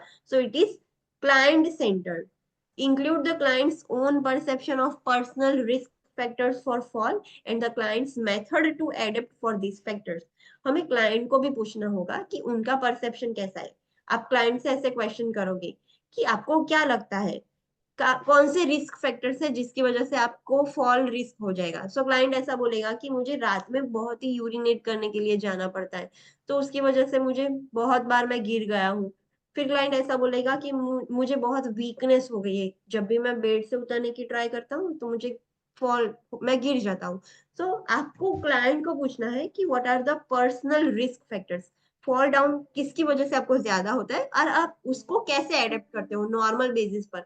आपको पता है कि रात को आपको ज्यादा यूरिन करने के लिए जाना पड़ता है, तो आप क्या करते हो। सो क्लाइंट ऐसा बोलेगा कि मैं यूजुअली घर में एक लाइट चालू ही रखता हूँ, एक डीम लाइट चालू ही रखता हूँ कि जिसकी वजह से मैं गिर ना जाऊं। So you have to ask the patient कि कौन से एडेप्टेशंस आप यूज करते हो ये फैक्टर्स के लिए। एरियाज ऑफ कंसर्न में include gait stability, muscle strength and coordination, balance and vision. कौन से क्या वजह से पेशेंट को फॉल रिस्क ज्यादा हो सकता है। So what are the area of concern, तो गेट स्टेबिलिटी, जैसे ही ओल्डर एज हो जाएगी तो उनका गेट जो वॉकिंग स्टाइल है उनकी वो चेंज हो जाएगी। सो उसकी वजह से गिरने के चांसेस है। मसल स्ट्रेंथ भी कम हो जाती है, कोऑर्डिनेशन भी कम हो जाता है मसल का, दैट इज द वीकनेस हो जाती है, उसकी वजह से भी वो गिर सकते हैं। बैलेंस उनका बिगड़ जाता है इन ओल्डर एज। विजन भी उनका कम हो जाता है, तो उन्हें कुछ दिखता नहीं है आगे, कुछ अंधेरे में होगा तो उन्हें पता नहीं चल जाएगा और वो गिर जाएंगे। So this are the concerns कि जिसकी वजह से उनको फॉल रिस्क ज्यादा रहता है। Assess for any previous accidents, patient होता है तो उन्हें पहले ही कुछ, पहले कभी आप गिर गए हो while you are going for the urination और randomly खड़े खड़े चलते चलते कोई भी प्रीवियस एक्सीडेंट्स हुए रिलेटेड टू फॉल, वो हमें असेस करने हैं। assess with the client any concerns about their immediate environment including stairs, use of throw rugs, grab bars, a raised toilet seat और environmental lighting। हमें क्लाइंट्स को पूछना पड़ेगा कि आपके कोई कंसर्न्स है, लाइक अगर आपका कोई एनवायरनमेंट सडनली चेंज हो जाए, घर पे ऐसा था और हॉस्पिटल में सडनली वो चेंज हो गया है, घर पे भी कदाच शायद ऐसा हो सकता है कि सडनली एनवायरनमेंट चेंज हो गया हो, तो वो हमें कंसर्न्स असेस करने हैं। लाइक स्टेयर्स, क्लाइंट को प्रॉब्लम होती होगी स्टेयर्स में सडनली, पहले क्लाइंट अच्छे से स्टेयर्स यूज कर पा रहा था अब नहीं कर पा रहा, तो use of stairs, use of throw rugs. What is that? Throw rugs means, what is that? Throw rugs का मतलब क्या होता है? आपको पता होगा कि एंक्लेक्स कंट्रीज में फ्लोर पे ऐसे मैट्स होते हैं। They are not use in Indian household, but NCLEX countries है उसमें फ्लोरिंग पे ऐसे मैट्स होते हैं सारे रूम में। पता है आपको? Do you know about that? Carpet होता है ना, कारपेट, सिंपली सारे रूम में कारपेट होता है, सारे रूम में इन द इंग्लिश कंट्रीज। सो उसकी वजह से गिरने के चांसेस ज्यादा है। अगर कारपेट ऐसे फोल्ड हो गया होगा एक बाजू से, या फिर ऐसे ही रैंडमली फोल्ड हुआ है, या फिर कुछ कारपेट ऐसे बम्प जैसा हो गया है, तो जो ओल्डर एडल्ट है वो चलते चलते उसमें ही पैर फंसने की वजह से गिर सकते हैं। So use of throw rugs, grab bars, हम उसको कंसर्न उसके लिए ग्रैब बार्स हम कर सकते हैं। टॉयलेट सीट कैसी रखेंगे? रेज रखेंगे। रेज मीन्स जितनी टॉयलेट सीट नीचे होगी फॉल रिस्क उतना ज्यादा है। एनवायरमेंटल लाइटिंग प्रॉपर रखनी है। So this are the concerns जो तुरंत जो एनवायरमेंटल चेंज हुए हैं पेशेंट की लाइफ में, सो हम ये सब यूज कर सकते हैं और पेशेंट को फॉल प्रिवेंट कर सकते हैं। Review or analyze the medication, both prescription and non-prescription, that the client is taking that could have a side or adverse effect that could place the client at a risk for a fall. Yes. This is also a major concern. Older adult में medication overdose बहुत ही एक major concern है, because they don't know कि ये medicine कौन किसके लिए है, ये मेडिसिन किसके लिए है। They can not read the labels. उनको सिर्फ इतना पता है कि ये मेडिसिन खाने के बाद लेनी है, ये मेडिसिन इसके बाद लेनी है। सो ऐसा कभी हो जाता है कि पेशेंट के पास डोज चेंज हो जाए मेडिकेशन का, या फिर दो मेडिकेशन साथ में ले ले। सो वो हमें प्रॉपरली एनालाइज करना है। उसकी वजह से ओवरडोज साइड इफेक्ट्स की रिस्क है, और साइड इफेक्ट और ओवरडोज होने की वजह से क्लाइंट को फॉल इंजरी भी हो सकती है। फॉर एग्जांपल, क्लाइंट को ब्लड प्रेशर है, क्लाइंट एंटी हाइपरटेंसिव ले रहा है, और गलती से उसने दो टाइप की एंटी हाइपरटेंसिव ले ली एक ही साथ, तो उसका ब्लड प्रेशर तुरंत डाउन हो जाएगा। That is the adverse effect. उसकी वजह से उसको फॉल रिस्क हो जाएगा। Understood what I am trying to say? Yes और no? Yes, ma'am. Okay. Next, determine any scheduled procedure that pose the risk to the client. Yes. कोई ऐसी procedure करने वाले हो आप पेशेंट के ऊपर जिसकी वजह से फ्यूचर में एनेस्थेशिया की वजह से या ब्लड प्रेशर चेंजेस की वजह से, कि कुछ भी रीजन से उसको फॉल रिस्क हो सकता है, तो वो पहले ही डिटरमाइन कर लेना है। We have to prevent the fall. Fall नहीं होने देना है हमें। So this are the assessment, कि आप पहले से ही वो सब चेक कर लोगे, डिटरमाइन रिव्यू कर लोगे, असेसमेंट कर लोगे कि फॉल अवॉइड हो सके। So this are the steps. Next, measures to prevent fall. हमने सारा असेसमेंट कर लिया कि दिस आर द पॉसिबिलिटीज की जिसकी वजह से फॉल हो सकते हैं। सो how you will prevent the fall? अभी स्टेप्स कौन से लोगे आप लोग कि जिसकी वजह से फॉल आप प्रिवेंट कर सको? So let's see the measures to prevent the fall, that is box 13.2. First, assess the client's risk of falling using the agency fall risk assessment scale, जो हमने पहले ही पढ़ लिया। पहले आपको असेस करना है कि किसकी वजह से क्लाइंट को फॉल रिस्क ज्यादा है। सो अब वो असेसमेंट स्केल से ही पता चल जाएगा कि इस पेशेंट को ज्यादा रिस्क है, इस पेशेंट को कम रिस्क है। देयर आर स्कोरिंग्स कि पेशेंट कोई सिडेटिव्स ले रहा है, कोई एंटी हाइपरटेंसिव ले रहा है, पेशेंट का विजन हियरिंग कुछ भी इम्पेयर्ड है। According to that you have to do give the score. जिसका स्कोर ज्यादा होगा उसको रिस्क ज्यादा है, जिसका स्कोर कम होगा उसको रिस्क कम है। So you can use that scale, assessment scale. assign the client at risk for falling to a room near the nurse station। अगर आपने पेशेंट का असेसमेंट किया, उसका स्कोर ज्यादा है, उसका रिस्क ज्यादा है फॉल के लिए, सो उस पेशेंट को आप कौन सा रूम दोगे? Near the nurse station. आप इजिली एक्सेस कर पाओ, जब भी पेशेंट को फॉल हो तब तुरंत भाग के जा पाओ। दैट्स व्हाई नियरेस्ट रूम हो नर्सिंग स्टेशन से, वैसा रूम आप उसको असाइन करोगे। Teach preventive measures to high risk clients. जिसको भी रिस्क ज्यादा है फॉल के लिए, उनको भी प्रिवेंटिव मेजर्स आपको समझाने होंगे कि you can do this, do that to prevent the fall injury. उसको भी आपको समझाना होगा। Alert all personals to the client's risk for falling. Use agency fall risk alert procedures and methods as necessary. जो भी वो क्लाइंट को care provide कर रहा है, लाइक पीएचसीपी, यूएपी, एलपीएन, आपको सबको बताना होगा कि ये पेशेंट को फॉल रिस्क बहुत ही ज्यादा है। सो मेक श्योर कोई भी प्रोसीजर की कैसे भी आपको ध्यान रखना है ये पेशेंट का, बिकॉज इसके ऊपर फॉल रिस्क बहुत ज्यादा है। Assess the client frequently. जिसको भी रिस्क ज्यादा हो उसको फ्रीक्वेंटली, हर आधे घंटे में, हर एक घंटे में उसको देखना पड़ेगा कि वो गिर तो नहीं गया ना। Orient the client to physical surroundings. हमें क्लाइंट को फिजिकल सराउंडिंग्स, उसके आजू बाजू की सराउंडिंग से ओरिएंट करवाना होगा कि this is the bathroom, this is the bed, कि आप गिर ना जाओ, आपको पता हो। Instruct the client to seek the assistance when getting up. Client को बोलना है कि जब भी आपको बेड से बाहर निकलना हो, वॉशरूम के लिए जाना हो, तो खुद से मत जाओ, असिस्टेंस के लिए मतलब हेल्प के लिए बुलाओ। Explain the use of nurses call system. Help के लिए नहीं बुला सकते तो कॉल बेल होता है, जो नर्सिस कॉल सिस्टम होता है वो यूज करो, वो दबा दो, नर्स आ जाएंगी। Use safety devices such as floor pads and bed और chair alarms. This devices alerts the health care personnel of the person getting out of a bed or a chair. हम ऐसे safety devices use कर सकते हैं। आपने देखा होगा कि हम चाइल्ड के लिए ऐसे कलरफुल पजल लाइक मैट आती है, जो बहुत ही स्पॉन्जी होती है, जो टॉडलर्स होते हैं ना उनके घर में हम बिछा के रखते हैं कि वो गिर जाए तो उनको लगे नहीं। देखी है आपने वो पजल जैसी कलरफुल मैट्स जो स्पॉन्जी होती है? Yes ma'am. हाँ, सो वो हम फ्लोर पैड्स यूज कर सकते हैं कि अगर क्लाइंट बेड पर से गिर जाए तो उसको इंजरी ना हो, बिकॉज वो सॉफ्ट होते हैं। और else there are certain devices, bed alarm, chair alarms ऐसे होते हैं। जैसे ही क्लाइंट ऐसे बेड पर से पैर नीचे करने के लिए पैर ऐसे साइड पे करेगा, तुरंत ही वो अलार्म है वो बज होना स्टार्ट हो जाएगा। अगर पेशेंट चेयर पे बैठा है और चेयर पर से खड़े होने का भी ट्राई करेगा, तो वो जो अलार्म है, चेयर अलार्म, वो बजिंग होना स्टार्ट हो जाएगा। सो उससे आपको पता चलेगा कि क्लाइंट कुछ कर रहा है। So you can this use this devices also. Keep the bed in a low position with the side rails adjusted to a safe position. Follow agency policy.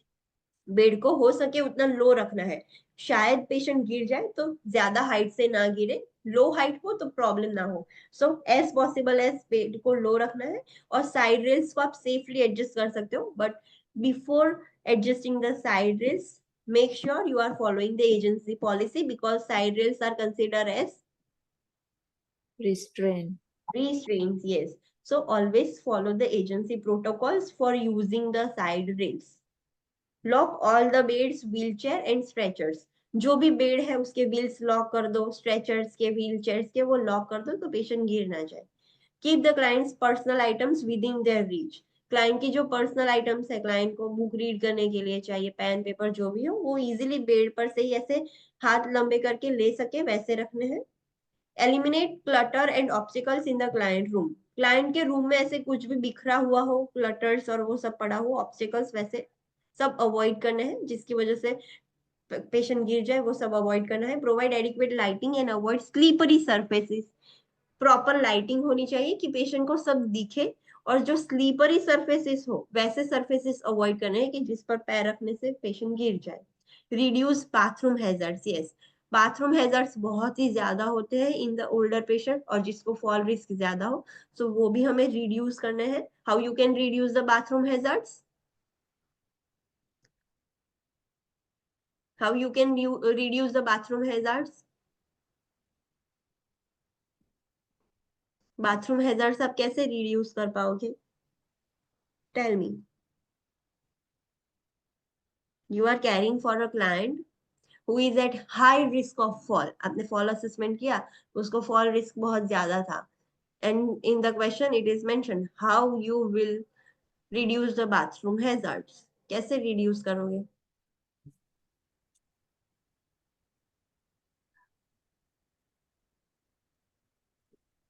Floor dried कर floor should be dried, yes. अगर वो गीला होगा तो गिर सकता है। Then what are the other? Slippers. Non slippery surface होना चाहिए, या फिर जो स्लीपर्स और जो भी यूज कर रहा है वो भी नॉन स्लीपरी होना चाहिए। Then other things, always provide an assistant. Patient को वॉशरूम जाना हो तो किसी के साथ भेजो, अकेले मत जाने दो। देन સપોર્ટ માટે ત્યાં સ્ટેન્ડ જેવું મૂકી શકીએ ને grab bars. Yes, we can place the grab bars in the bathroom कि वो पेशेंट होल्ड कर सके। Then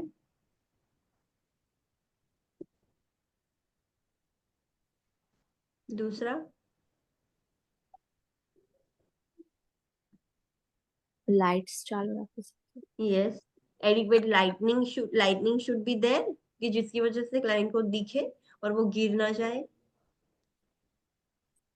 toilet seats should be dry Right. Raise raise. Yes, जितना हो सके टॉयलेट सीट हाइट में ज्यादा होनी चाहिए। बहुत ही नीचे होगी सो पेशेंट ऐसे बेंड डाउन होने की वजह से गिर सकता है, और उतना नीचे बैठने के बाद पेशेंट को खड़े होने में भी प्रॉब्लम होगा, सो पेशेंट गिर जाएगा। सो जिसको भी फॉल रिस्क ज्यादा हो उसके लिए toilet seat should be raised, heighted होनी चाहिए। देन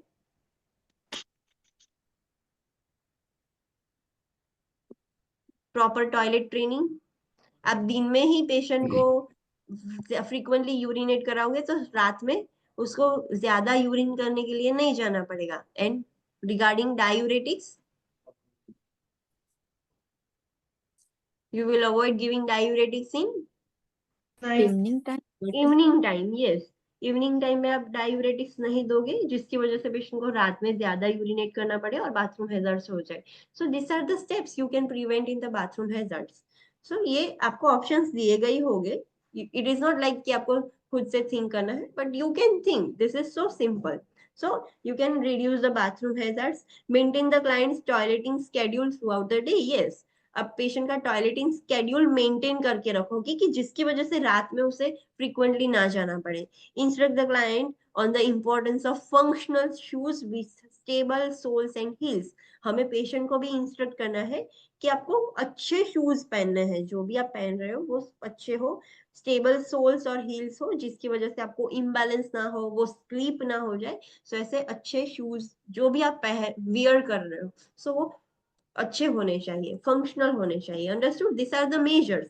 जिस पेशेंट को भी हाई रिस्क है फॉल का, सो आप ये मेजर्स लेके उसका फॉल प्रिवेंट कर सकते हो. अंडरस्टूड? मैम हील्स પહેરી શકીએ? Sorry, no. Heels? heels heels they are talking about the heel of the feet. कुछ शूज आपने देखा होगा कि ओल्डर एज में हील में पेन होना ज्यादा हो जाता है, तो उनके जो शूज होते हैं वो प्रॉपर आर्क वाले होते हैं, एक्यूप्रेशर वाले होते हैं. So proper soles and heels वाले हो कि जिसकी वजह से उनकी हील्स और सोल्स में कंफर्टेबल रहो. बिकॉज उनका गेट आपने देखा होगा, some older patients put the higher weight on their heels. जो हील होती है उस पर ज्यादा वेट करते हैं, जिसकी वजह से उनका गेट इम्बैलेंस हो जाता है और वो गिर जाता है. They are not talking about the high heels. Understood? Okay. Yes, Yes. ma'am. Okay. Next is measures to promote the safety in ambulation of client. Yes. This is another thing. Patient को ambulate करवाना हो. What is ambulation? Walking करावी ambulance. Walking कराना हो. Yes, patient को move करना हो walking के लिए. सो ड्यूरिंग द एम्बुलेशन आपको पेशेंट की कैसे सेफ्टी मेंटेन करनी है, what measures you will take to promote the safety while you are ambulating a client. So there is a gait belt. Always make sure कि जब भी आपको patient को चलाना हो, एम्बुलेट करना हो, so you are using a gait belt. Gait belt कैसा होता है? तो नॉर्मल जो बेल्ट होता है जो हम वेस्ट पर पहनते हैं वैसा ही बेल्ट होता है, थोड़ा थिक होता है. पेशेंट को पहनाना है और वो गेट बेल्ट से आपको पेशेंट को कंट्रोल करना है. Gait belt may be use to keep the centre of gravity mid line. आपको पता होगा कि पेशेंट ऐसे झुक गया होगा और ऐसे ऐसे प्रॉपर बैलेंस में नहीं होगा, तो आप गेट बेल्ट पहना दोगे पेशेंट को. फिर गेट बेल्ट से आप पेशेंट को, अगर आगे झुका है तो आप गेट बेल्ट से पीछे कर सकते हो क्लाइंट को. सो उसका सेंटर ऑफ ग्रेविटी आप मिड लाइन में कंट्रोल कर सकते हो using a gait belt. Place the belt on the client prior to ambulation. Yes, चलाने से पहले ही उसको गेट बेल्ट पहले पहनाना है, फिर उसको बेड से निकाल कर चलाना है. ऐसा नहीं कि बेड से निकाल दिया फिर खड़ा कर दिया, then you are applying the gate belt. Don't do like that. Encircle the client's waist with the belt. Yes, it is just like a normal belt. So उसकी जो client की waist होती है उसके ऊपर चारों तरफ ऐसे बेल्ट पहना देनी है. Hold on the both sides of the back of the belt so that the client does not lean to one side. Be sure the belt is snug with just enough room to get your fingers under it. जब भी आप patient को आपने gate belt पहले ही पहना दिया है, फिर you are getting out the patient from the bed. पहले आपने गेट बेल्ट पहना दिया और आप बेड से निकाल रहे हो पेशेंट को, तो मेक श्योर कि जो गेट बेल्ट है आप दोनों साइड से ऐसे patient, assuming like this, patient यहाँ पर खड़ा है, this is the patient. Okay, so ये गेट बेल्ट हमने यहाँ पर ऐसे बांधा है. सो नर्स दोनों साइड से, यहाँ से और यहाँ से नर्स है, वो दोनों साइड से पकड़ के रखेगी फ्रॉम बोथ द साइड्स. और वो पेशेंट का पोस्चर मेंटेन करेगी ताकि पेशेंट कोई एक तरफ झुक ना जाए, लीन ना हो जाए. और वो जो गेट बेल्ट है वो बहुत ज्यादा फिट भी नहीं होना चाहिए, बहुत ज्यादा लूज भी नहीं होना चाहिए.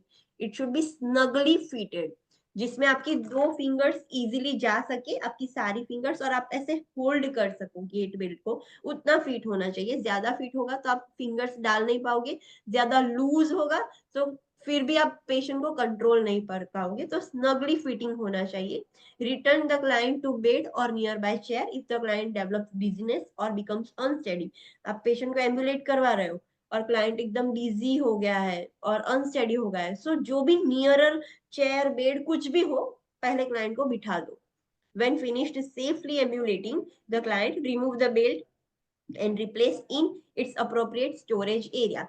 अब एम्बुलेशन खत्म हो गया है, आपने चलवा लिया क्लाइंट को, फिर आप बेड पर क्लाइंट को फिर से वापस रख रहे हो, सो पेशेंट को सुला दो, फिर वो बेल्ट निकालो और उसको प्रॉपर अप्रोप्रिएट स्टोरेज पर रखो, ताकि दूसरी वक्त आपको अगर एम्बुलेशन करवाना हो तो वो बेल्ट मिले. समटाइम्स ऐसा हो कि बेल्ट ही नहीं मिल रहा, कहाँ पर रख दिया, and without belt they are ambulating, so this is wrong thing. So make sure you are placing the gate belt in a proper storage area.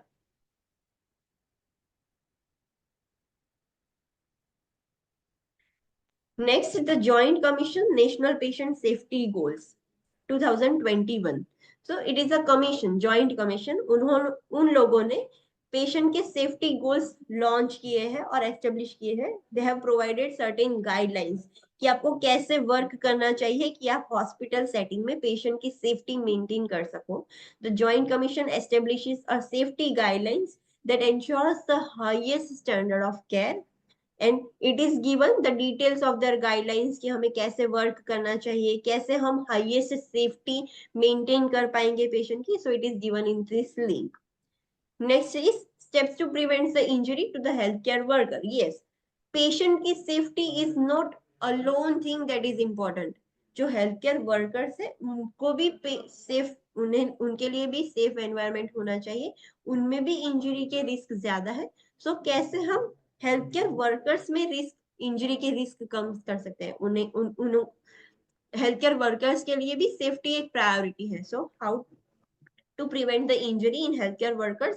Let's see box 13.3. Use available safety equipments. Healthcare workers को सबसे ज्यादा injury कब होती है? Which are the risk factors for the healthcare workers? needle stick injury થઈ શકે. Needle stick, yes. Then mercury થી બી થાય ને. mercury spillage, yes. Any radiation spillage કહી શકાય. Radiation से हो सकती है. Then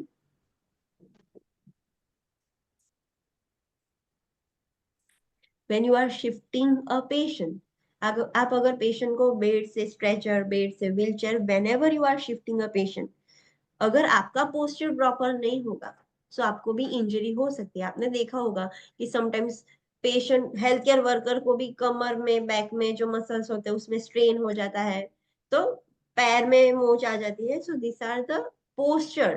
पोस्चर की भी सेफ्टी हमारे लिए बहुत नेसेसरी है.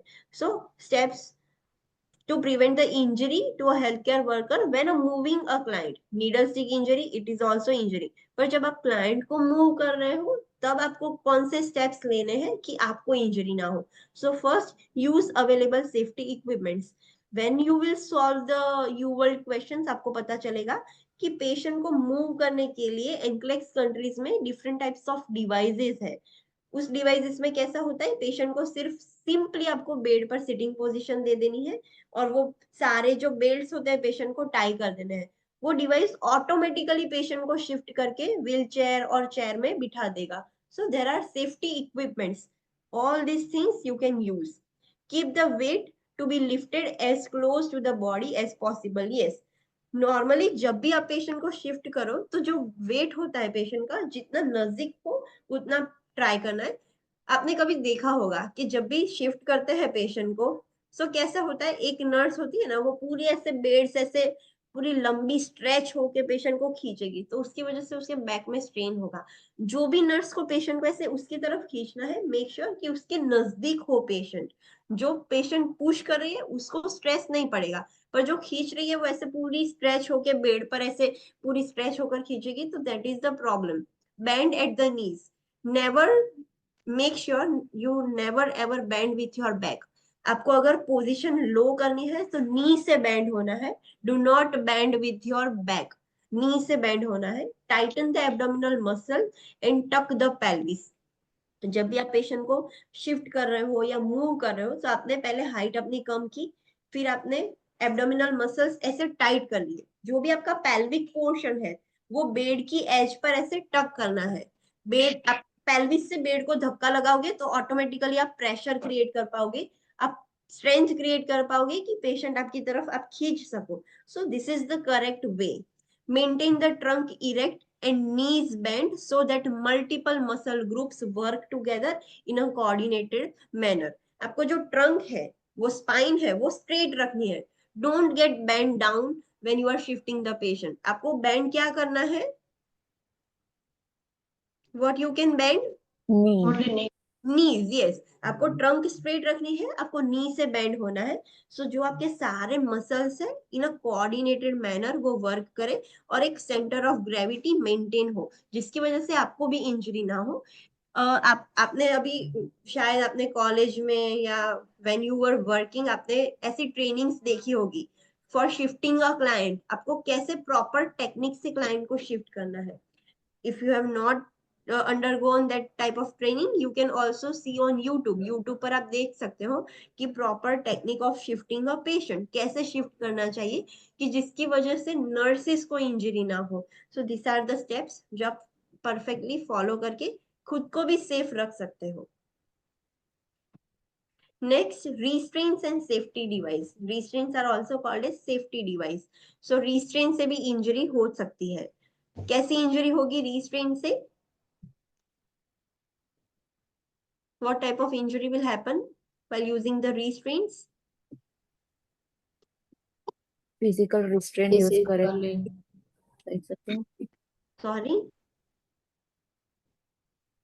क्या होगा अगर आप restraints यूज करोगे तो क्या होगा पेशेंट में? कैसी वो कैसे इंजरी क्रिएट कर सकता है? ફિઝિકલ રિસ્ટ્રેન્ટ યુઝ કરે તો સ્કિનમાં ડેમેજ થઈ શકે यस, न्यूरोवेस्क्युलर स्किन प्रॉब्लम्स हो सकते हैं फिजिकल रिस्ट्रेंट से. केमिकल रिस्ट्रेंट से पेशेंट सीडेटेड हो जाएगा तो फॉल रिस्क हो जाएगा. So restraints they are also putting the patient in a some kind of hazard. So you have to maintain the safety in restraints also. Restraints are called as safety devices, but it can cause the hazards in the patient. So restraints are protective devices used to limit the physical activity of a client or to immobilize a client on और N extremity. Restraints क्या है? वो एक protective devices है जो patient की physical activity है हमें वो कंट्रोल करनी हो, लिमिट करनी हो, पेशेंट को इमोबाइल करना हो या फिर कोई एक एक्सट्रीमिटी इमोबाइल करनी हो तो हम रिस्ट्रेंट्स यूज करते हैं. Side rails. Side rails are also a type of restraints. That's why it is included in restraints. Side rails, the agency policy should be checked and followed when using a side rails. We should know because side rails are a kind of restraint. So whenever you are using a side rail, you have to follow the agency policy. Use of side rail is not considered a restraint when they are used to prevent a sedated client from falling out of bed, depending on the state and agency policies. Normally, side rails are a type of restraint. But the patient is sedated. Patient बहुत ही sedated है, उसे पता नहीं वो कभी भी गिर सकता है. So at that time, if you are using side rail, it is not considered as a Restraint. restraint. Yes. When the patient is sedated, to prevent the patient falling out of the bed, you can use the side rails. At that time, it is not considered as a restraint. But make sure you are following the agency policies. We know that if we apply the side rails in a sedated patient, it is safe.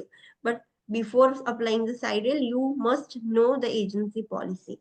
The client must be able to exit the bed easily in case of emergency when using a side rails. Only the top two side rails should be used. Yes, जब भी आप patient की side rails use कर रहे हो, so side rails आपने देखा होगा कि साइड रेल्स की साइड्स में जगह होती है सो पेशेंट इजीली बेड पर से निकल जाए साइड रेल्स ओपन करे बिना. So there should be a gap कि पेशेंट अगर इमरजेंसी हुई कुछ भी हुआ तो पेशेंट उस जगह में से निकल सके, वैसे होनी चाहिए. So only top two sides, मतलब नॉर्मली साइड रेल्स ऐसी डिजाइन की जाई होती है कि इसमें से निकला जा सके. The bed must be kept in lowest position और बेड की पोजिशन लो रखनी है. Next is physical restraints. Physical restraints means we are using such kind of devices to tie the patient that are called as physical restraint. This restricts the client movement through the application of a device. हम devices use करके patient की mobility, patient की movement restrict करते हैं. That is called as physical restraint. और chemical restraint means we are using certain medications. These are the medications given to inhibit a specific behavior or movement. हम patient को ऐसे medicine दे रहे हैं जिसकी वजह से पेशेंट की मूवमेंट इनहिबिट हो जाएगी. Interventions. Make sure when you are using the side rails, what type of interventions you should follow. So let's see the clinical judgment, prioritize hypothesis. A client is disoriented and unsteady and continuously attempt to climb out of the bed.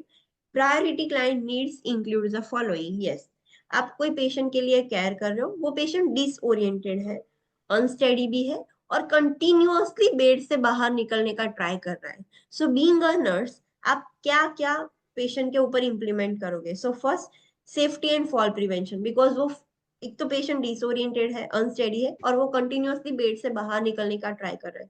So there might be a risk of fall, so we have to put a safety and fall prevention. Room located near the nurse station, वो patient का, specific patient का room क्या होगा? Nurse station से नजदीक होगा. Orient to the surroundings, हम patient को, पेशेंट डिसओरिएंटेड है, so we will orient the patient to the surroundings. Bed और chair alarms should be activated. जो बेड अलार्म होता है वो एक्टिवेट करना है कि जैसे ही क्लाइंट ऐसे पैर थोड़ा भी बेड से बाहर निकाले तो बेड अलार्म विल गेट बज. कंफर्टेबल एंड सेफ पोजीशन हम पेशेंट को देंगे.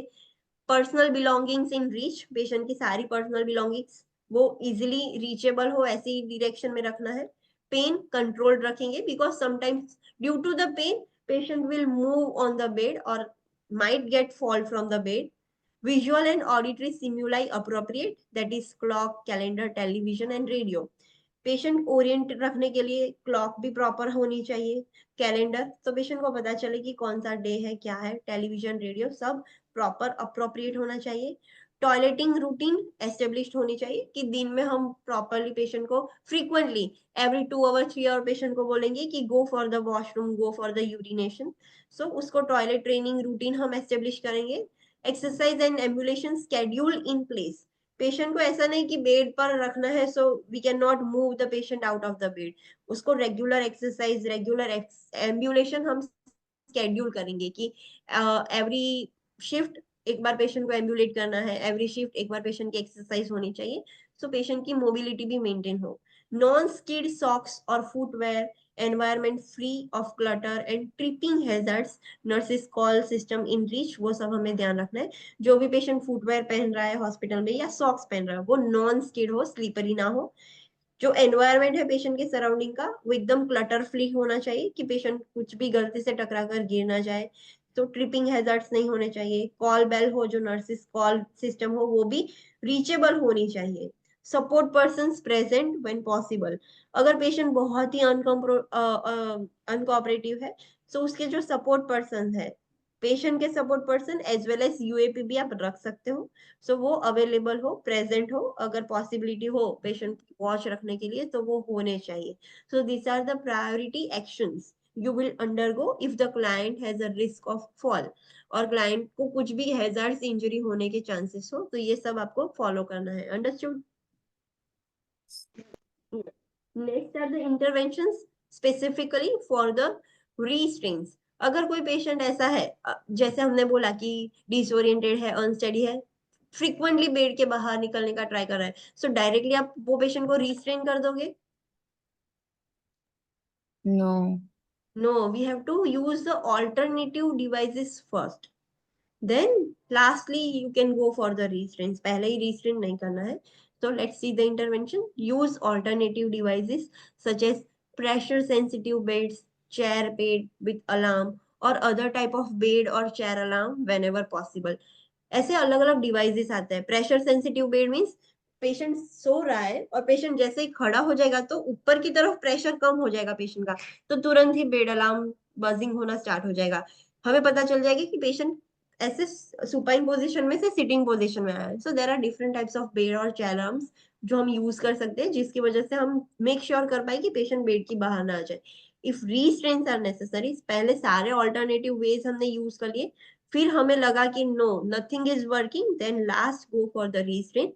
If you are using a restraint, if restraints are necessary, the PHCP prescription should state the type of restraint, identify a specific client behavior for which restraints are to be used and identify a limited time frame for use. Yes, अगर आप restraint use कर रहे हो तो make sure कि PHCP का prescription हो और उस prescription में type of restraint लिखा हुआ हो, whatever which type of restraint you are using, chemical के physical.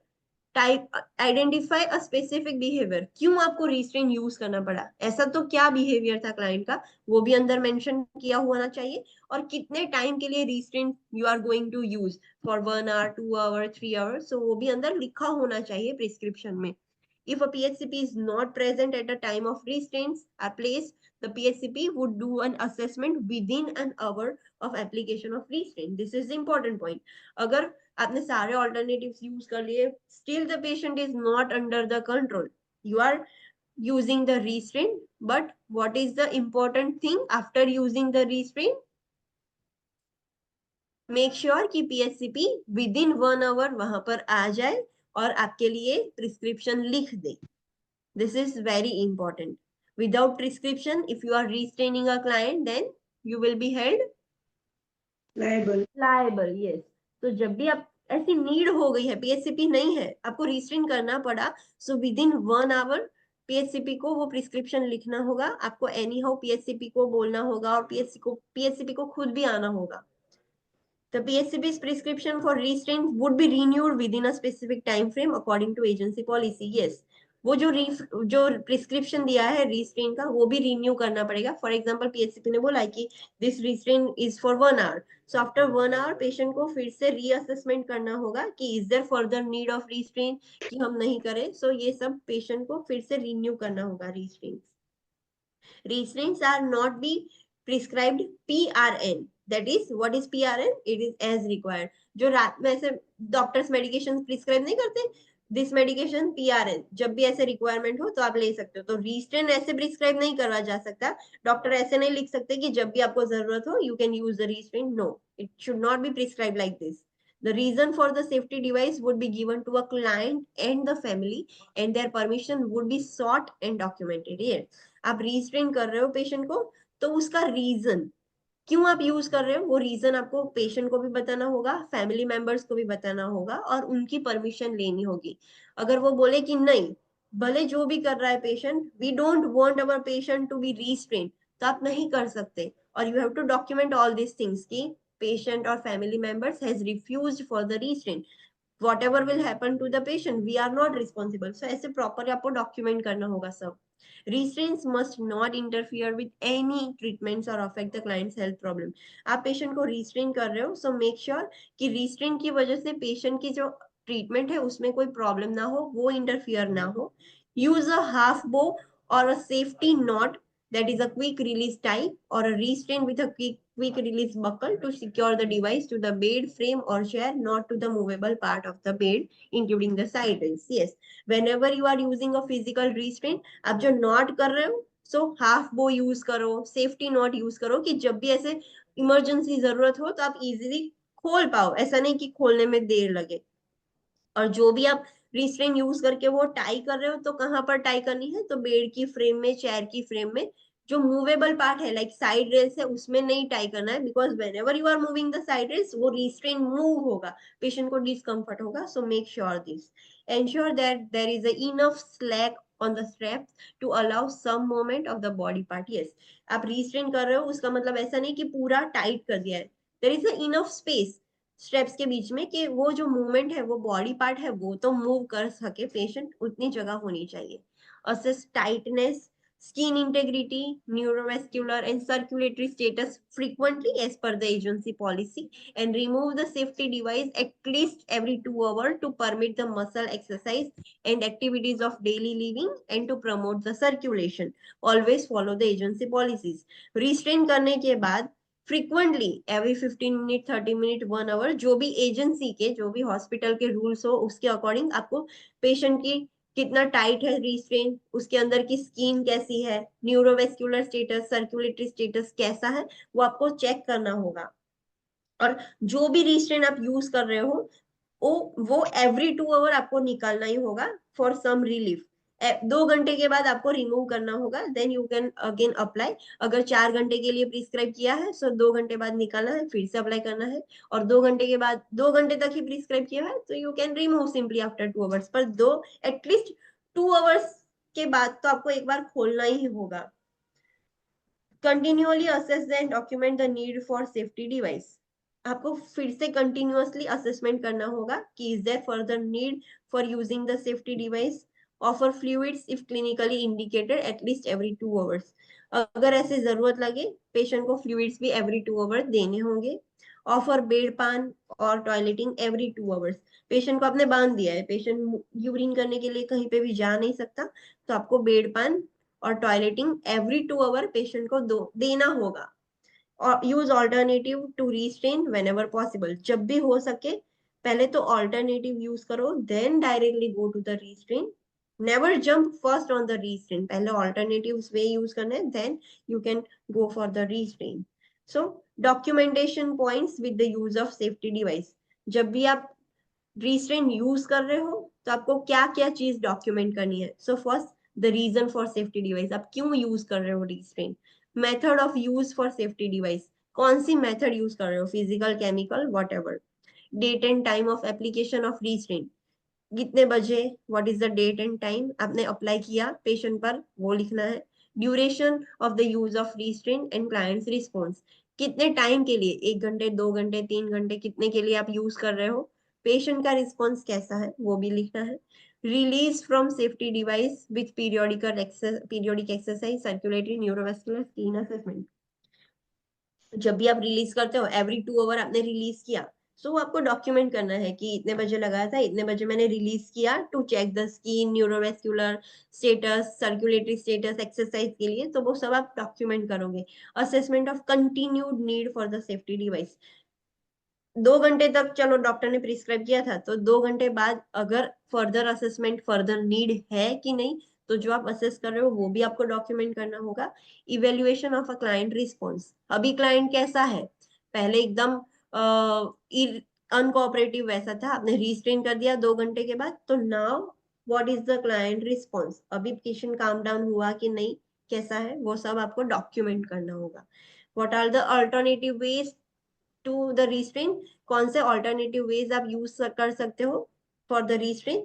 So client and family orientation to the environment, client को और फैमिली को सराउंडिंग एनवायरमेंट से ओरिएंट करना है। Companionship, supervision and trained sitters, client के बाजू में कोई उसका ध्यान रखने के लिए होना चाहिए। ट्रेन सीटर्स भी चल जाएगा, train sitters means hospital staff like UAP, और ट्रेन सीटर्स ना हो तो फैमिली मेंबर भी वहां पर बैठ सकता है। Diversion with the activities such as folding towels, yes, अब जो पेशेंट बाहर निकलने का ट्राई कर रहा है तो आप फोल्डिंग टॉवल से भी उसको डाइवर्ट कर सकते हो, ऐसे उसको निकालने से प्रिवेंट कर सकते हो। So you can do all this diversion activities. Assign to the room near the nurse station, जो भी पेशेंट फ्रीक्वेंटली ऐसे बाहर निकल जा रहा है, सो उसको नर्स स्टेशन के नजदीक रखना है। D escalation and verbal intervention for aggression, patient बहुत ही अग्रेसिव हो जाता है, सो आपको पेशेंट को काम डाउन करना है, डी एस्केलेट करना है। Visual and auditory stimulise like calendar, television, वो जो हमने देखा था वो भी प्रॉपर होनी चाहिए। Block views of stairs, dress in gown, cover IV lines, जो पेशेंट को अगर स्टेयर्स दिखेगी ना तो पेशेंट थोड़ा भी मौका मिलेगा तो पेशेंट भाग के चला जाएगा, सो स्टेयर्स ना दिखे वैसा ध्यान रखना है। जो भी पेशेंट के अंदर रूम में जाता है वो गाउन में ड्रेस अप होना चाहिए, और पेशेंट को भी गाउन में ही रखना है। सो पेशेंट अगर भागने की कोशिश करे सो नीचे से ही पता चल जाए कि this is the patient, free clothes में नहीं रखना है पेशेंट को। और जो भी आईवी लाइंस पेशेंट के हाथ में या ट्यूबिंग से वो सब कवर करके रखनी है, because sometimes what patient can do, वो सारे खींच के निकाल देगी अगर देखेगा पेशेंट तो। Relaxation techniques to promote the sleep, patient को सुलाने के लिए रिलैक्सेशन टेक्निक यूज कर सकते हो। एक्सरसाइज एंड एम्बुलेशन स्केड्यूल्स आप प्रॉपरली स्केड्यूल कर सकते हो कि इतने बजे एक्सरसाइज और एम्बुलेशन है। Plan for toileting, nutrition and pain management needs, toileting के लिए, न्यूट्रिशन के लिए, पेन मैनेजमेंट के लिए आप प्लान कर सकते हो। Discontinue bothersome treatments as soon as possible, जिस ट्रीटमेंट से पेशेंट को प्रॉब्लम हो रहा है, बॉदर हो रहा है पेशेंट, वो सारी डिसकंटिन्यू करनी है एज सून एज पॉसिबल। आपको पता चला कि इससे पेशेंट इरिटेट हो रहा है, so discontinue that treatment. Understood? Yes. Okay, the rate important point that you have to remember is a PHCP's prescription for the use of safety device, that is the restraint, is needed. Alternative measures for safety device should always use first. आपको पता होना चाहिए कोई भी patient में पहले alternative measures आप लोगे, उसके बाद ही रिस्ट्रेन करोगे। और रिस्ट्रेन के लिए पीएससीबी का प्रिस्क्रिप्शन होना बहुत ही जरूरी है। Without prescription you can not restrain a client, otherwise you will be held liable. That's it. Further we will see tomorrow. Let's do a quick revision. आज हमने क्या देखा? I will not take much time, so just simply today we have started the environmental safety. उसमें first हमने fire safety देखा। whenever there is fire, which mnemonic you will use? Race, Race. Whenever you are extinguishing a fire, which mnemonic you will use? pass, Pass. Yes. Types of fire extinguisher is not asked in the exam. This is for your knowledge. exam में ऐसे नहीं पूछेंगे कि ये type का fire लगा है तो कौन सा type का fire extinguisher लगेगा. It is not asked in the examination. This is for your knowledge. Then what is the rate point that you have to remember? That whenever there is fire, use race. Whenever there is a need for extinguishing a fire, use pass. Understood? Then electrical safety. Electrical equipment cord से कैसे safety maintain करनी है। There are different points जो आपको पता होने चाहिए। They are simple, nothing new. आप ऐसे रूटीन में भी करते ही हो, वो ही है, सिर्फ आपको याद रखना है कि यस। रेड इंपॉर्टेंट पॉइंट क्या है? जब भी पेशेंट खुद की इलेक्ट्रॉनिक इक्विपमेंट हॉस्पिटल में लेके आता है, so before using make sure कि वो सेफ है पेशेंट के लिए और सारे स्टाफ के लिए। रेडिएशन सेफ्टी, रेडिएशन मीन्स जो रेडियो एक्टिव मटीरियल है उससे कैसे सेफ रखना है खुद को और पेशेंट को। तो देर आर डिफरेंट टाइप्स और मेथड्स कि जिसकी वजह से आप सेफ हो सकते हो। डिस्पोजल ऑफ इन्फेक्शियस वेस्ट, सारे जो वेस्ट मटेरियल जो हॉस्पिटल में प्रोड्यूस होते हैं, जनरेट होते हैं, तो उसको कैसे डिस्पोज करना है। There are different types of colour containers और वो भी एक स्पेसिफिक जगह पर प्लेस किए गए होते हैं। सो मेक श्योर कि प्रॉपर डिस्पोजल हो। The red important point is कभी भी जो नीडल्स है उसको रीकैप नहीं करना है, बैंड नहीं करना है, ब्रोक नहीं करना है, जिसकी वजह से नीडल स्टिक इंजुरी हो सकती है। So you have to prevent all this things. Physiological changes older age में कौन से होते हैं जिसकी वजह से इंजरी और कोई भी एक्सीडेंट्स हो सकते हैं। So there are muscular skeletal changes, nervous system changes, sensory changes, genito urinary changes. Risk of fall assessment, जो भी पेशेंट हॉस्पिटल में आता है सो पहले आप उसको असेस करते हो कि ये पेशेंट को कितना रिस्क है फॉल के लिए। सो आप you are assessing the patient. Then measure to prevent the fall, आपने असेसमेंट कर दिया, so what kind of measures you will take कि वो पेशेंट गिर ना जाए। जब भी आप पेशेंट को एम्बुलेट कराते हो तो कौन सा सेफ्टी डिवाइस आपको यूज करना है। Measures to promote safety in ambulation of client, जब भी आपको पेशेंट को चलाना है तो आप कैसे पेशेंट की सेफ्टी मेंटेन कर पाओगे। विच डिवाइस इज यूज एम्बुलेशन के लिए? कौन सा डिवाइस यूज करोगे पेशेंट को एम्बुलेट करवाना है तो? उसकी gait belt. Yes, gait belt. make sure you are using a gate belt before ambulating a client. So it is a device. Joint Commission has provided certain guidelines to maintain a safety of patient. So it is given in the link. Health care workers में specifically जब patient को move करते हैं तो injury के risk ज्यादा है। सो वो इंजरी कैसे प्रिवेंट कर सकते हैं? So using a proper technique while shifting a patient. Knee से डाउन होना है, बैक स्ट्रेट रखनी है, जितना पॉसिबल हो सके उतना नजदीक रखना है पेशेंट को। तो दिस आर द ट्रिक्स और यू कैन से कि दिस आर द मेथड्स जिसकी वजह से हमें इंजरी ना हो सके। रिस्ट्रेन, रिस्ट्रेन जो पेशेंट की मोबिलिटी को लिमिट करने के लिए यूज करते हैं। There are side rails, physical and chemical restrain. Side rails sedated clients में रिस्ट्रेन नहीं कहलाता, बट मेक श्योर कि you are follow the agency policy. Chemical restraints are medication, physical restraints are different types of devices. जब भी restrain करते हो, so what are the interventions? पहले तो alternative method use करना है, then you are using a restraint, तो PSCP का prescription होना चाहिए, उसमें सब चीज mention होनी चाहिए। Then every 2 hour आपको खोलना होगा, टू चेक करना होगा, एक्सरसाइज करवानी होगी, न्यूरोवेस्कुलर स्टेटस वो सब चेक करना होगा। इजी रिलीज नॉट में होना चाहिए कि तुरंत ही ओपन हो सके। और जो मूवेबल पार्ट है बेड का उसमें नहीं टाई करना है, जो बेड की फ्रेम है, चेयर है, उसमें टाई कर सकते हो आप। when you are doing a restraint, आपको क्या चीज डॉक्यूमेंट करनी है अपने नर्सिस नोट में, वो हमने स्टडी किया.